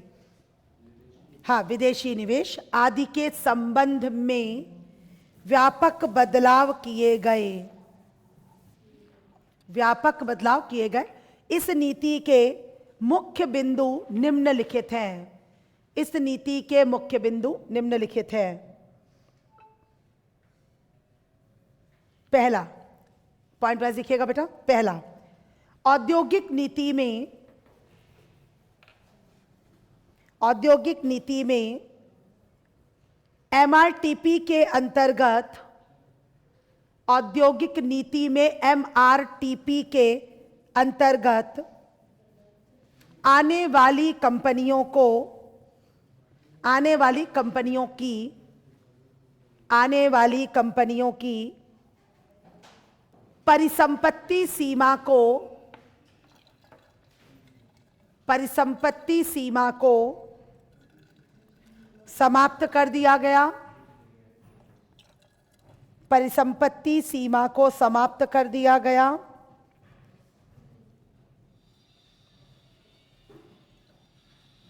तथा विलय एवं अधीनीकरण, तथा विलय एवं अधीनीकरण के लिए, तथा विलय एवं अधीनीकरण टेक ओवर, अधीनीकरण के लिए केंद्र सरकार की पूर्व अनुमति, केंद्र सरकार की पूर्व अनुमति लेना आवश्यक नहीं था। केंद्र सरकार की पूर्व अनुमति लेना आवश्यक नहीं था। दूसरा पॉइंट लिखिएगा, नई औद्योगिक नीति में, नई औद्योगिक नीति में उच्च प्रौद्योगिकी, नई औद्योगिक नीति में उच्च प्रौद्योगिकी व उच्च निवेश के आधार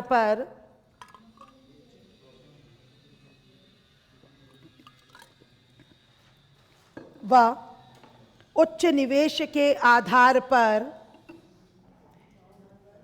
कुछ प्राथमिक उद्योगों की सूची बनाई गई।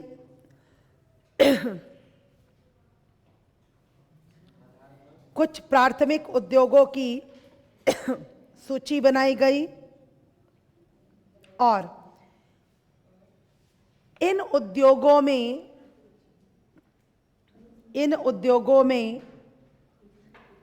बिना केंद्र सरकार की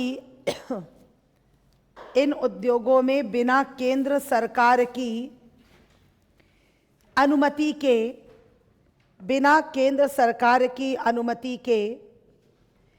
51% तक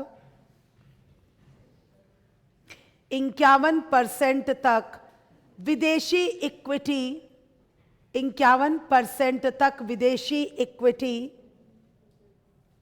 की इजाजत दी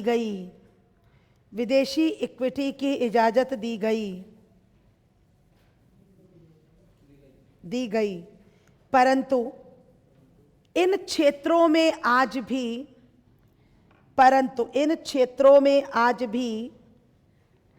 एफडीआई की अनुमति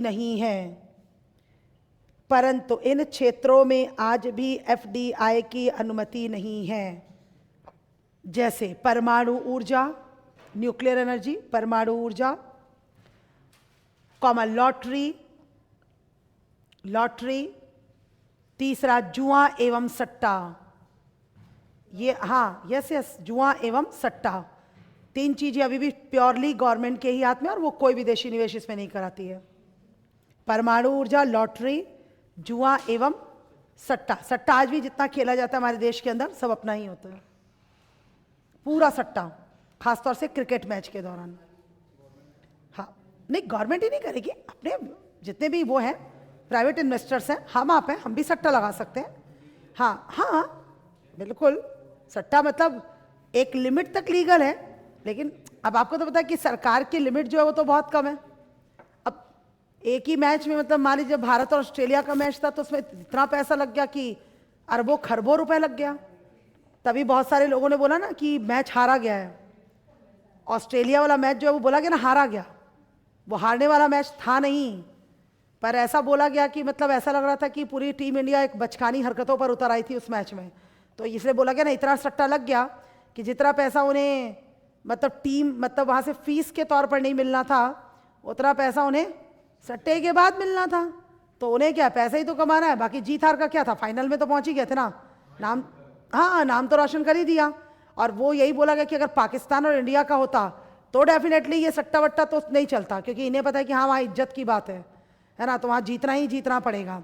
पर ऑस्ट्रेलिया के साथ वो चीज़ नहीं थी, इन्हें ये था फाइनल में पहुँच गया। एक नहीं, सब लोग की गणना यही है, सब लोगों की, कि ये मैच हारा गया जानबूझ के वर्ल्ड कप का। तो वही चीज़ है कि सट्टा इतना लग गया, उन्हें करोड़ों रुपए मिलने थे, उन्होंने क्या करेंगे फीस लेकर, फीस तो तब भी मिल जाएगी, हारने पर भी मिलेगी, और जीतने पर कोई एक्स्ट्रा फीस तो मिलती नहीं है, बस वो ट्रॉफी मिलती है, बस ये था। तो इसीलिए इस फील्ड में, क्रिकेट में जो सट्टा है वो बहुत ज़बरदस्त खेला जाता है, IPL वगैरह में भी बहुत सट्टा लगता है, लेकिन वो सब वैसे है ना जो लीगल रूप में किया जाता है। ठीक, उसी के आगे अगला पॉइंट लिखिएगा। 1956 की औद्योगिक, तीसरा पॉइंट है, 1956 की औद्योगिक नीति में 17 उद्योग सार्वजनिक क्षेत्र के लिए, 17 उद्योग सार्वजनिक क्षेत्र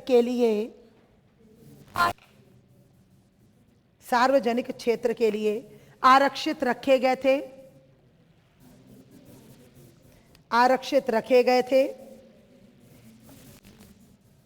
इस नीति में इनकी संख्या घटाकर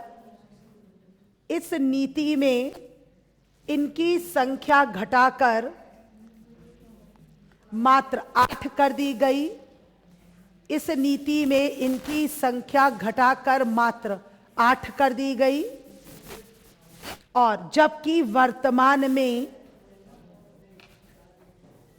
जबकि वर्तमान में इन उद्योगों की, इन उद्योग मतलब आरक्षित है ना, इन उद्योगों की संख्या केवल 6 है। इन उद्योगों की संख्या केवल 6, वैसे वो 5 ही हैं पर वो एक को कैटेगरी में अलग कर दे रहे हैं तो उस वजह से वो 6 बता रहे हैं, पर एक्चुअली संख्या 5 ही है। हाँ, और इनमें से मात्र 2 उद्योग, और इनमें से अब मात्र 2 उद्योग सार्वजनिक क्षेत्र के लिए आरक्षित रह गए हैं। मतलब 8 से 6 और 6 से अब कितने रह गए? सिर्फ 2 सार्वजनिक क्षेत्र के लिए आरक्षित रह गए। पहला, परमाणु ऊर्जा। बात वही है बेटा, मैं बता तो रही हूं 3 कैसे बता रही हूं। परमाणु, उसमें क्या कर रहे हैं वो, एटॉमिक और न्यूक्लियर अलग अलग कर रहे हैं, ठीक है ना। मैं पहले, मुझे सब पता है तो वो कोई दिक्कत नहीं है, आप भी 3 ऐसे लिख सकते हो। पर अगर आप न्यूक्लियर एनर्जी बोल रहे हो ना बेटा, तो एटॉमिक अब उसमें अपने आप आ रही है। पहले वो आणविक और परमाणविक कहते थे, एटम एंड न्यूक्लियर, पर अभी ये नाम आप साइंस पढ़ते हो, समझदार हो, तो न्यूक्लियर है तो एटम तो उसमें अपने आप आ रहा है। और दूसरा रेलवे परिवहन, रेलवे परिवहन भाई, रेलवे तो जो ये परमाणु ऊर्जा ना, ये भारत सरकार के उद्योग और वाणिज्य मंत्रालय के अंतर्गत आता है, ठीक है ना। ठीक, तो ये चीज है, तो वही लोग इसे संभाले, क्योंकि अभी तक का जो परमाणु ऊर्जा न्यूक्लियर एनर्जी है, अभी तक उसमें मतलब किसी डेवलप्ड कंट्री की भी इतनी हिम्मत नहीं है, इतनी औकात नहीं है, सीधा कहें कि इस फील्ड में वो मतलब उसको डी रिजर्व कर सकता है, डी रिजर्वेशन कर सकता है, उसे अनारक्षित कर सकता है या उसे प्राइवेट सेक्टर को दे सकता है। क्यों ऐसा, क्यों क्यों ऐसा, क्यों क्यों नहीं डी रिजर्व कर सकता, डी रिजर्वेशन क्यों नहीं कर सकते, अनारक्षित क्यों नहीं कर सकते?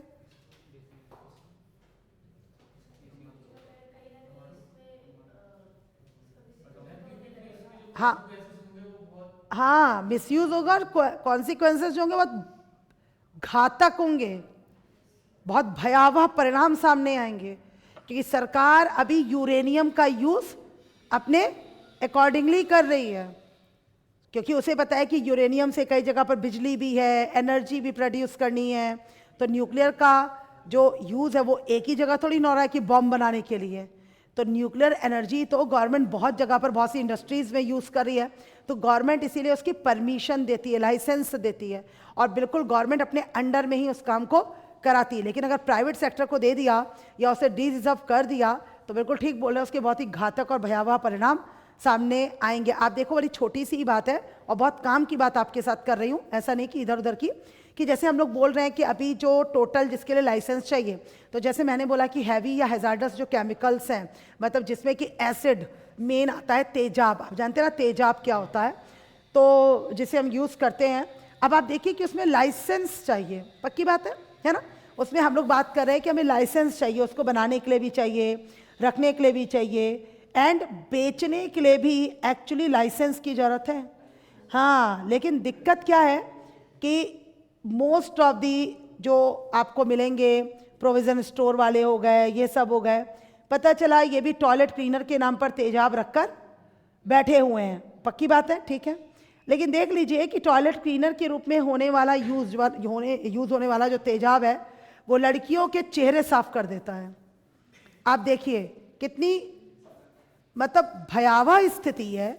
आप देखिए कि मतलब लड़कियों के चेहरों पर तेजाब डाल दिया जाता है। बताओ क्या स्थिति है ये। अब गवर्नमेंट का ध्यान कहाँ है इन सारी चीज़ों को लेकर? गवर्नमेंट क्या कर रही है? क्या अरे लाइसेंस देने से भी क्या होता है, आप उसे बिकने ही क्यों दे रहे हो भाई? बैन तो है ही बेटा, सुप्रीम, हाँ जो लक्ष्मी, वो सही बोल रही है, जो लक्ष्मी का केस था, लक्ष्मी जो लड़ी थी, हाँ लक्ष्मी अग्रवाल, एक्चुअली उसका चेहरा तो वापस आ नहीं सकता था, तो वो चेहरे के लिए थोड़ी ना लड़ी थी, वो लड़ी थी एसिड बैन करने के लिए, और उसकी मेहनत रंग लाई, एसिड बैन हो गया। लेकिन बैन होने के बाद भी तो तेजाब फेंका जा रहा है, अभी भी तो तेजाब जमकर फेंका जा रहा है लड़कियों के चेहरों पर। तो वही चिढ़ निकालने के लिए लड़के, मैंने प्रपोज किया, लड़की नहीं मानी, मुझे पसंद है, नहीं मानी, ये सब फालतू वालतू की जो बातें उनके मन में है। ये हंसने की बात है बेटा, आप लोग हंस रहे हो, सीरियसली ये हंसने की बात है, सीरियसली बच्चों ये हंसने की बात है। आपके हिसाब से ये हंसने की बात है तो फिर आपके साथ कौन से काम की बात है जो क्लास में की जाए? अगर आपको लगता है कि इसमें भी आपके चेहरे पर स्माइल आनी चाहिए बजाय किसी एक सेंसिटिव एक्सप्रेशन के, तो मतलब अगर आपसे इंटरव्यूअर पूछेगा इसके बारे में तो आप ये स्माइल देंगे बेटा। हाँ, इतनी बुरी तरह धक्के मार के निकाले जाओगे ना बेटा वहाँ से कि जीवन में कभी इंटरव्यू देने लायक नहीं रहोगे। अगर इतनी सी भी तुम्हारे चेहरे पे आंखों से भी अगर उन्हें वो शर्म दिखाई नहीं दी ना, आंखों में भी तुम्हारे अगर वो शर्म उन्हें नहीं दिखी, चेहरे पे नहीं, तो तुम्हें तुरंत गेट आउट कर देंगे वहाँ से, तुरंत गेट आउट। क्योंकि अगर इतने संजीदा मुद्दे पर जब आप एक IAS ऑफिसर बनने जा रहे हो और IPS बनने जा रहे हो तो बजाय आपके चेहरे पर तुरंत एक संजीदा भाव आ जाना चाहिए। जब हम रेप सुनते हैं, ईव टीजिंग सुनते हैं, डावरी डेथ सुनते हैं, एसिड अटैक सुनते हैं, तो ये हंसने की चीज़ें थोड़ी ना है ना, यही तो चीज़ें हैं जो हमें समझने की जरूरत है। बाकी तो सब पढ़ाई हम बकवास कर रहे हैं जिसका असल में कोई उपयोग नहीं है आपके जीवन में। उपयोग इन्हीं बातों का आपके जीवन में, अधिकारी बनने के लिए, इंटरव्यू देने के लिए और अधिकारी बनकर काम करने के लिए। तो आपको तो सोचना चाहिए कि इन चीज़ों को दूर कैसे किया जाए। आपको हर दिन इसके ऊपर अपना रिसर्च करना चाहिए कि अगर कल को हम अधिकारी बनते हैं तो हम अपने ज़िले में ऐसा क्या करें।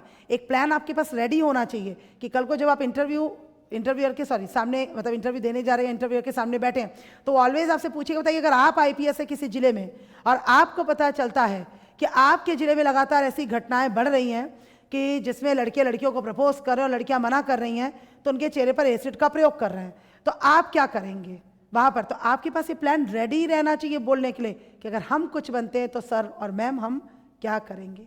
आपके ज़िले में रेप की घटनाएं बढ़ रही हैं लगातार छोटी बच्चियों के साथ और आपको पता चल रहा है कि ये रेप मुख्य रूप से माइनर्स कर रहे हैं जो 18 के अंदर के हैं, तो आपके पास क्या प्लान रेडी है? तो क्या आप वहाँ पर हंसोगे, सर हमारे पास तो कोई प्लान रेडी नहीं है, ये बोलोगे वहाँ पर? हाँ, तो आपके पास वो प्लान अभी से रेडी होना चाहिए कि आपको क्या करना है तब की डेट में। और वो चीज़ हमारी आंखों में भी होनी चाहिए, हमारे हाव भाव में भी होनी चाहिए, हमारे बॉडी पॉस्चर में भी वो चीज़ दिखनी चाहिए कि हम मतलब कितने अग्रेशन में हैं। और अगर कल को अगर हम कुछ बनते हैं तो हम सबसे पहले इन चीज़ों पर लगाम लगाएंगे, सबसे पहले। और लगाम कैसे लगेगी? गर्ल्स स्कूल के आसपास पहरेदारी बिठाकर, गर्ल्स कॉलेज के आसपास पहरेदारी बिठाकर, कोचिंग क्लासेस के आसपास, क्योंकि जो प्यार का भूत सवार होता है वो इन्हीं लोगों को होता है और यहीं से होता है, इसमें कोई दो राय नहीं है। खास तौर से 8th 9th के बच्चों से लेकर 12th क्लास तक के बच्चों को प्यार का बहुत भूत रहता है, फिर कॉलेज के बच्चों को प्यार का भूत बहुत है, और फिर कोचिंग के अंदर भी प्यार का भूत बहुत है। फिर जब आदमी 25-26 साल का हो गया उसका प्यार का भूत उतर जाता है, उसे साफ समझ में आ जाता है कि क्या गर्लफ्रेंड बननी चाहिए थी उस समय कि बॉयफ्रेंड बनना चाहिए था। जब नाकारा आवारा व्यक्ति फिरता है ना, और घर वाले भी धक्के मार देते हैं, ना समाज में सोसाइटी में कोई इज्जत रह जाती, जब व्यक्ति के पास काम नहीं होता, ना उसे कोई अपने घर बुलाता है, तब व्यक्ति को आभास होता है कि जो 15-16 से लेकर जो हमने 22-23 साल की लाइफ जी उसमें हमें क्या करना चाहिए था और क्या नहीं करना चाहिए था, जिसके लिए हर दिन टीचर और पेरेंट्स समझाते हैं। लेकिन तब बच्चे नहीं समझते क्योंकि भूत है, अभी लड़कपने का भूत है, हमें कौन पसंद करता है, कितने लोग पसंद करते हैं, मेरा क्रश कौन है, उसका क्रश कौन है, अभी ये सब बातें हैं। वो सब क्रश रश बाद में सब क्रश होकर निकल जाएगा, पूरी तरीके से क्रैश हो जाएगा, सारा क्रश क्रैश हो जाएगा और सब निकल जाएगा। फिर समझ में आएगा कि सिवाय करियर के हमें और कुछ नहीं करना चाहिए। और ये सच्चाई है ना, बच्चों से आजकल ये बात करनी चाहिए।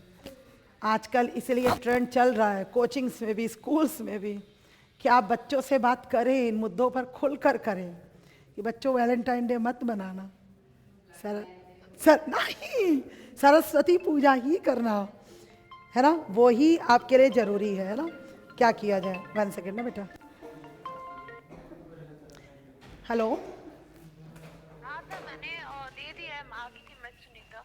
अच्छा ओके मैम, ओके ठीक है ओके मैम, मतलब वो मैम ने ले ली ना, उन्होंने कलेक्ट कर ली। उनका ले लिया है मैंने, सर का फोन आ गया था मेरे पास कि वो लेके गए थे। ठीक है okay thank you so much, really thank you so much ma'am, really thank you so much. Okay तो अभी क्या है ना, वक्त ये आ गया बच्चों को समझाया जाए कि भाई अभी तो क्या करना है, वैलेंटाइन डे नहीं मनाना है, सरस्वती पूजा ही मनानी है, क्योंकि सरस्वती पूजा मनाकर ही भला होगा, वैलेंटाइन डे से कोई भला नहीं होने वाला है। और दूसरी चीज़ कि अगर आप करियर कॉन्शियस है और आपका करियर बन जाता है तो आपको पसंद करने वाले बहुत लोग लाइफ में मिल जाएंगे, है ना, चाहे वो लड़का और चाहे लड़की हो। तो इसलिए नहीं जरूरी है कि अब हम अपने बच्चों को भी बातें समझाते हैं और आपको भी समझा रहे हैं, क्योंकि यंगस्टर के साथ ये बातें होना बहुत जरूरी है, क्योंकि बहुत दुष्परिणाम निकल कर अब सामने आ रहे हैं ना। बहरहाल चलिए ठीक ही है सब, आप लोग समझदार बच्चे, खैर आप छोटे नहीं हैं, अच्छे समझदार बच्चे। चलिए लिखिएगा बेटा, इंग्लिश मीडियम के बच्चे लिखिएगा।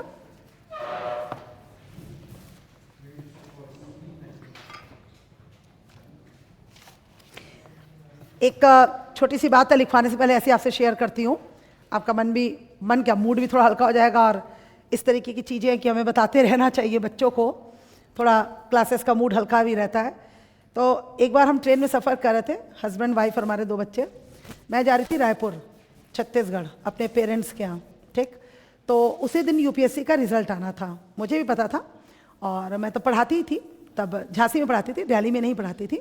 लेकिन वो बच्चे पीछे दिल्ली से आ रहे थे, तो हम झांसी से जा रहे थे रायपुर, तो दिल्ली से ही पीछे से ट्रेन आ रही थी, बच्चे बैठे थे, तो वही बात कर रहे थे, और मुझे भी पता था कि मेरी भी कोचिंग है तो रिजल्ट आना है, ठीक है। 2-3 लड़के थे सामने सीट पर थे, वो लगातार उसमें से जो एक लड़का था जो उसकी फ्रेंड रही होगी, मतलब फ्रेंड आप समझ ही गया, फ्रेंड से ऊपर ही थी, अब बोलने में अच्छा नहीं लगता, तो फ्रेंड ही थी तो मतलब वो लगातार उसके ऊपर बात कर रहा था, लगातार कंटिन्यूसली, हम भी सुन रहे हैं लगातार। हमें याद है 3 बजे से हमारी ट्रेन शुरू हुई और मुझे लग रहा है 6, 7, 8 बज गए थे। वो लड़का लगातार कसीदे पढ़ा जा रहा था वो लड़की के, मैंने ये किया उसके लिए, मैंने वो किया, वो मेरे को बहुत पसंद करती है, क्या बताऊँ मेरे पर जान देती है, मैंने भी उसके लिए क्या नहीं किया। वो रात को करोल बाग की बात बता रहा था, मतलब करोल बाग में थे उस टाइम पे, करोल बाग में पढ़ा करते थे राजेंद्र नगर में, और वो मैगी मंगाती, मैं ला कर देता हूँ, रात को चाय बोल दे तो मैं ला कर देता था, बस तुम देखते जाओ, इस बार मेरा भी सिलेक्शन हो जाएगा, उसका तो होएगा ही होएगा, उसका तो 100% होगा, तू देख जहाँ तक मेरा भी हो ही जाएगा, फिर देख अपनी लाइफ क्या सेट है दोनों की, हम दोनों की, मतलब लड़का लड़की हम दोनों की लाइफ सेट हो जाएगी। ये वो कोई बात नहीं, आ गया रिजल्ट, ठीक है, 9, 9:30 तक रिजल्ट पब्लिश हुआ। उस लड़की का सिलेक्शन वास्तव में हो गया।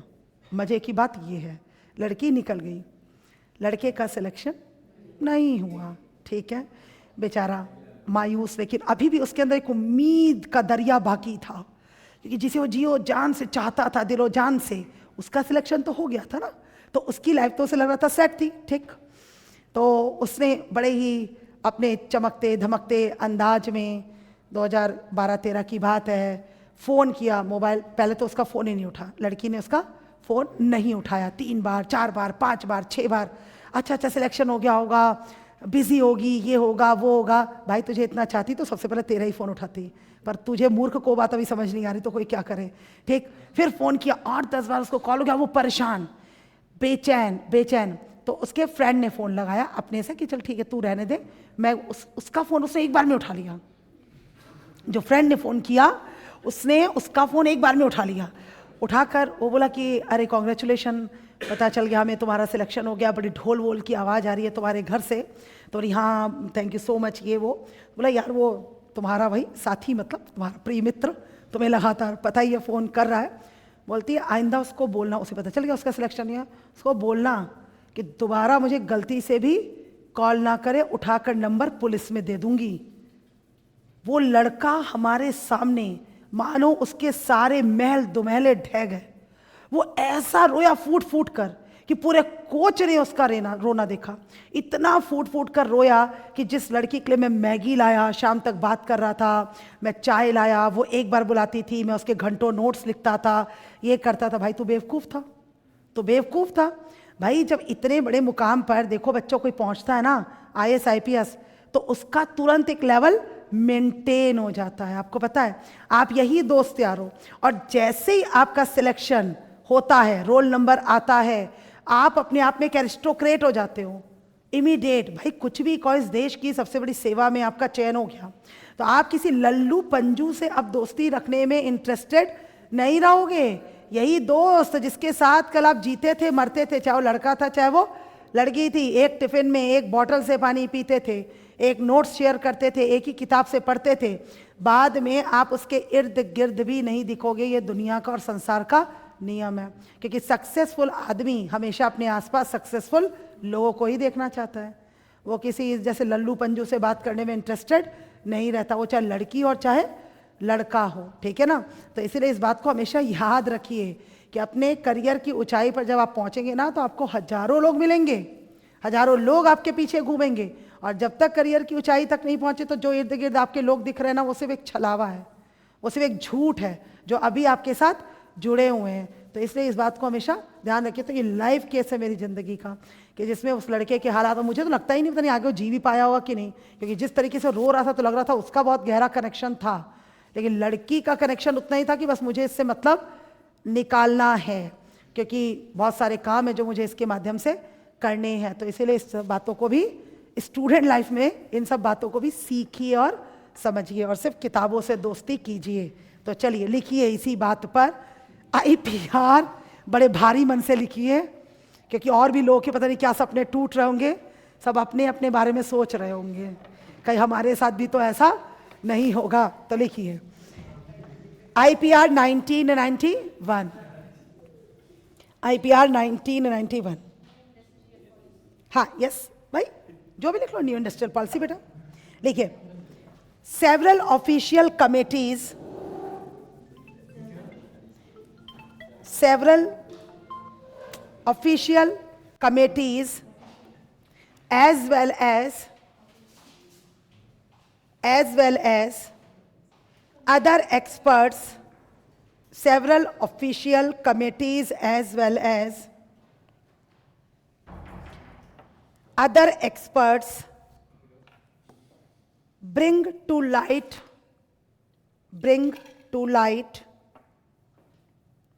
the major deficiencies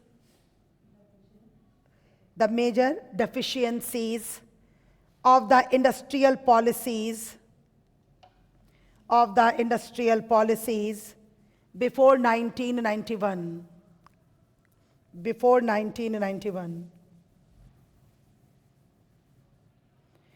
Some of the important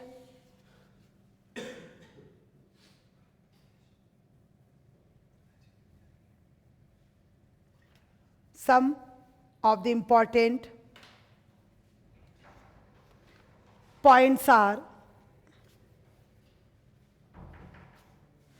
first, the government of India, point wise, the government of India announced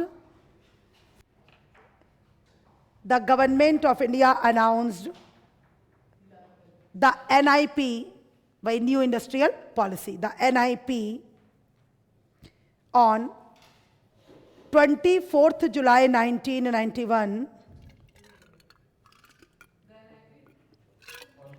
NIP on 24th July 1991. The main objective of this policy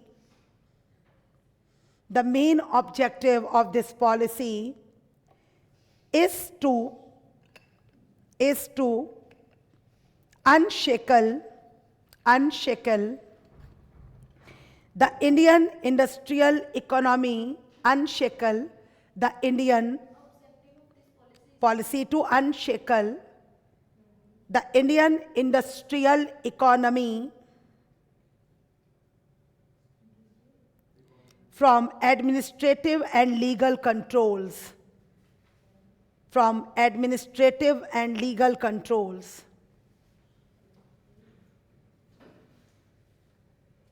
Second, its main aim is to raise its, हाँ second, yes yes बेटा second, हाँ नहीं ये second है, मतलब वो तो मैंने ऐसे लिखवाया था उसके आगे, है ना, ये सेकंड है, वो कोई दिक्कत नहीं, आप थर्ड भी डाल लो तो भी कोई दिक्कत नहीं है। its main aim is to raise industrial efficiency,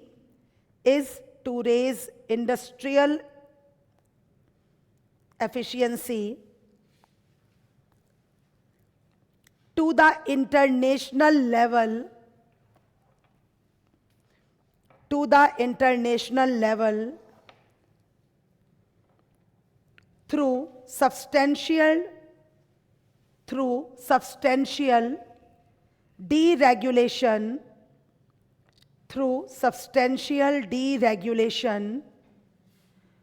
of the industrial sector of the country.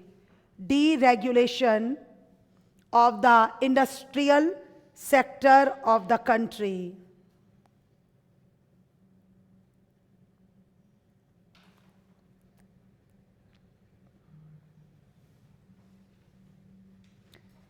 Next point.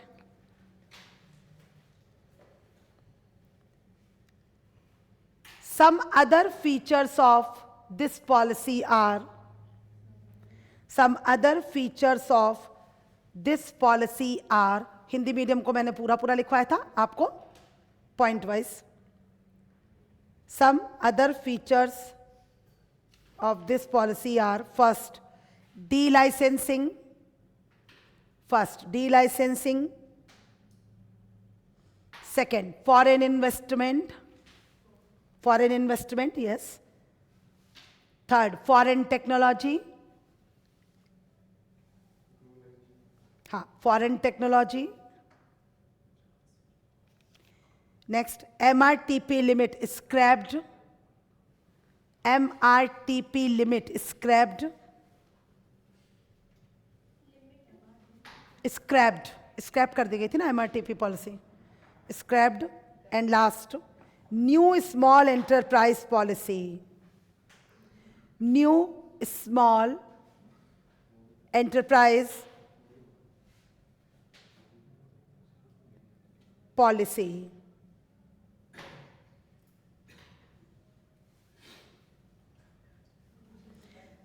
तो अभी देखिएगा, जो हमने बोला था कि अब जो इंडस्ट्रीज बचे हैं जिनके लिए हमें रिक्वायर है कंपलसरी लाइसेंसिंग, वो कितने हैं? सिर्फ और सिर्फ 5 है ना जिसके लिए. और जो रिजर्व्ड इंडस्ट्रीज हैं फॉर द पब्लिक सेक्टर वो सिर्फ 2 है, न्यूक्लियर एनर्जी एंड रेलवे, है ना. तो जो 5 है उसमें से कौन कौन से, जैसे मैंने आपको बताया था, चाहो तो आप अपने वर्ड्स में भी लिख सकते हो, ठीक है. एक तो जितना भी अल्कोहलिक ड्रिंक्स को लेकर हो गया, है ना, पहला अल्कोहलिक ड्रिंक्स को लेकर हो गया. सेकेंड, सिगार्स, सिगरेट, टोबैको, ये सारे हो गए, ठीक है. जितने भी, निकोटीन भी आप लिख सकते हैं, सिगरेट, सिगार, टोबैको, इसके लिए हो गया. नहीं नहीं नहीं, ये बेटा कोई भी प्राइवेट हम लोग भी खोल सकते हैं, बट लेकिन हम बोल रहे हैं वी नीड लाइसेंस. यस, तो वो हम बता रहे हैं ना. जैसे पहले हम बात कर रहे थे कि गवर्नमेंट सबके लिए लाइसेंसिंग पॉलिसी कर रही थी, तो वो सिर्फ नहीं है. तीसरा है इसमें इलेक्ट्रॉनिक एरोस्पेस, हिंदी में भी वही है, electronic aerospace and defence equipment, जितने रक्षा यंत्र हैं, इलेक्ट्रॉनिक एरोस्पेस और रक्षा यंत्र, है ना. इंग्लिश में भी लिख सकते हैं हिंदी के बच्चे भी, डिफेंस इक्विपमेंट. नेक्स्ट है इंडस्ट्रियल एक्सप्लोजिव्स, जिसे हम औद्योगिक विस्फोटक कहते हैं हिंदी में. इंडस्ट्रियल एक्सप्लोजिव्स, औद्योगिक विस्फोटक, ठीक है. 4 हो गए. और 5वां हो गया स्पेसिफिक हैजार्डस केमिकल्स, या खतरनाक रसायन.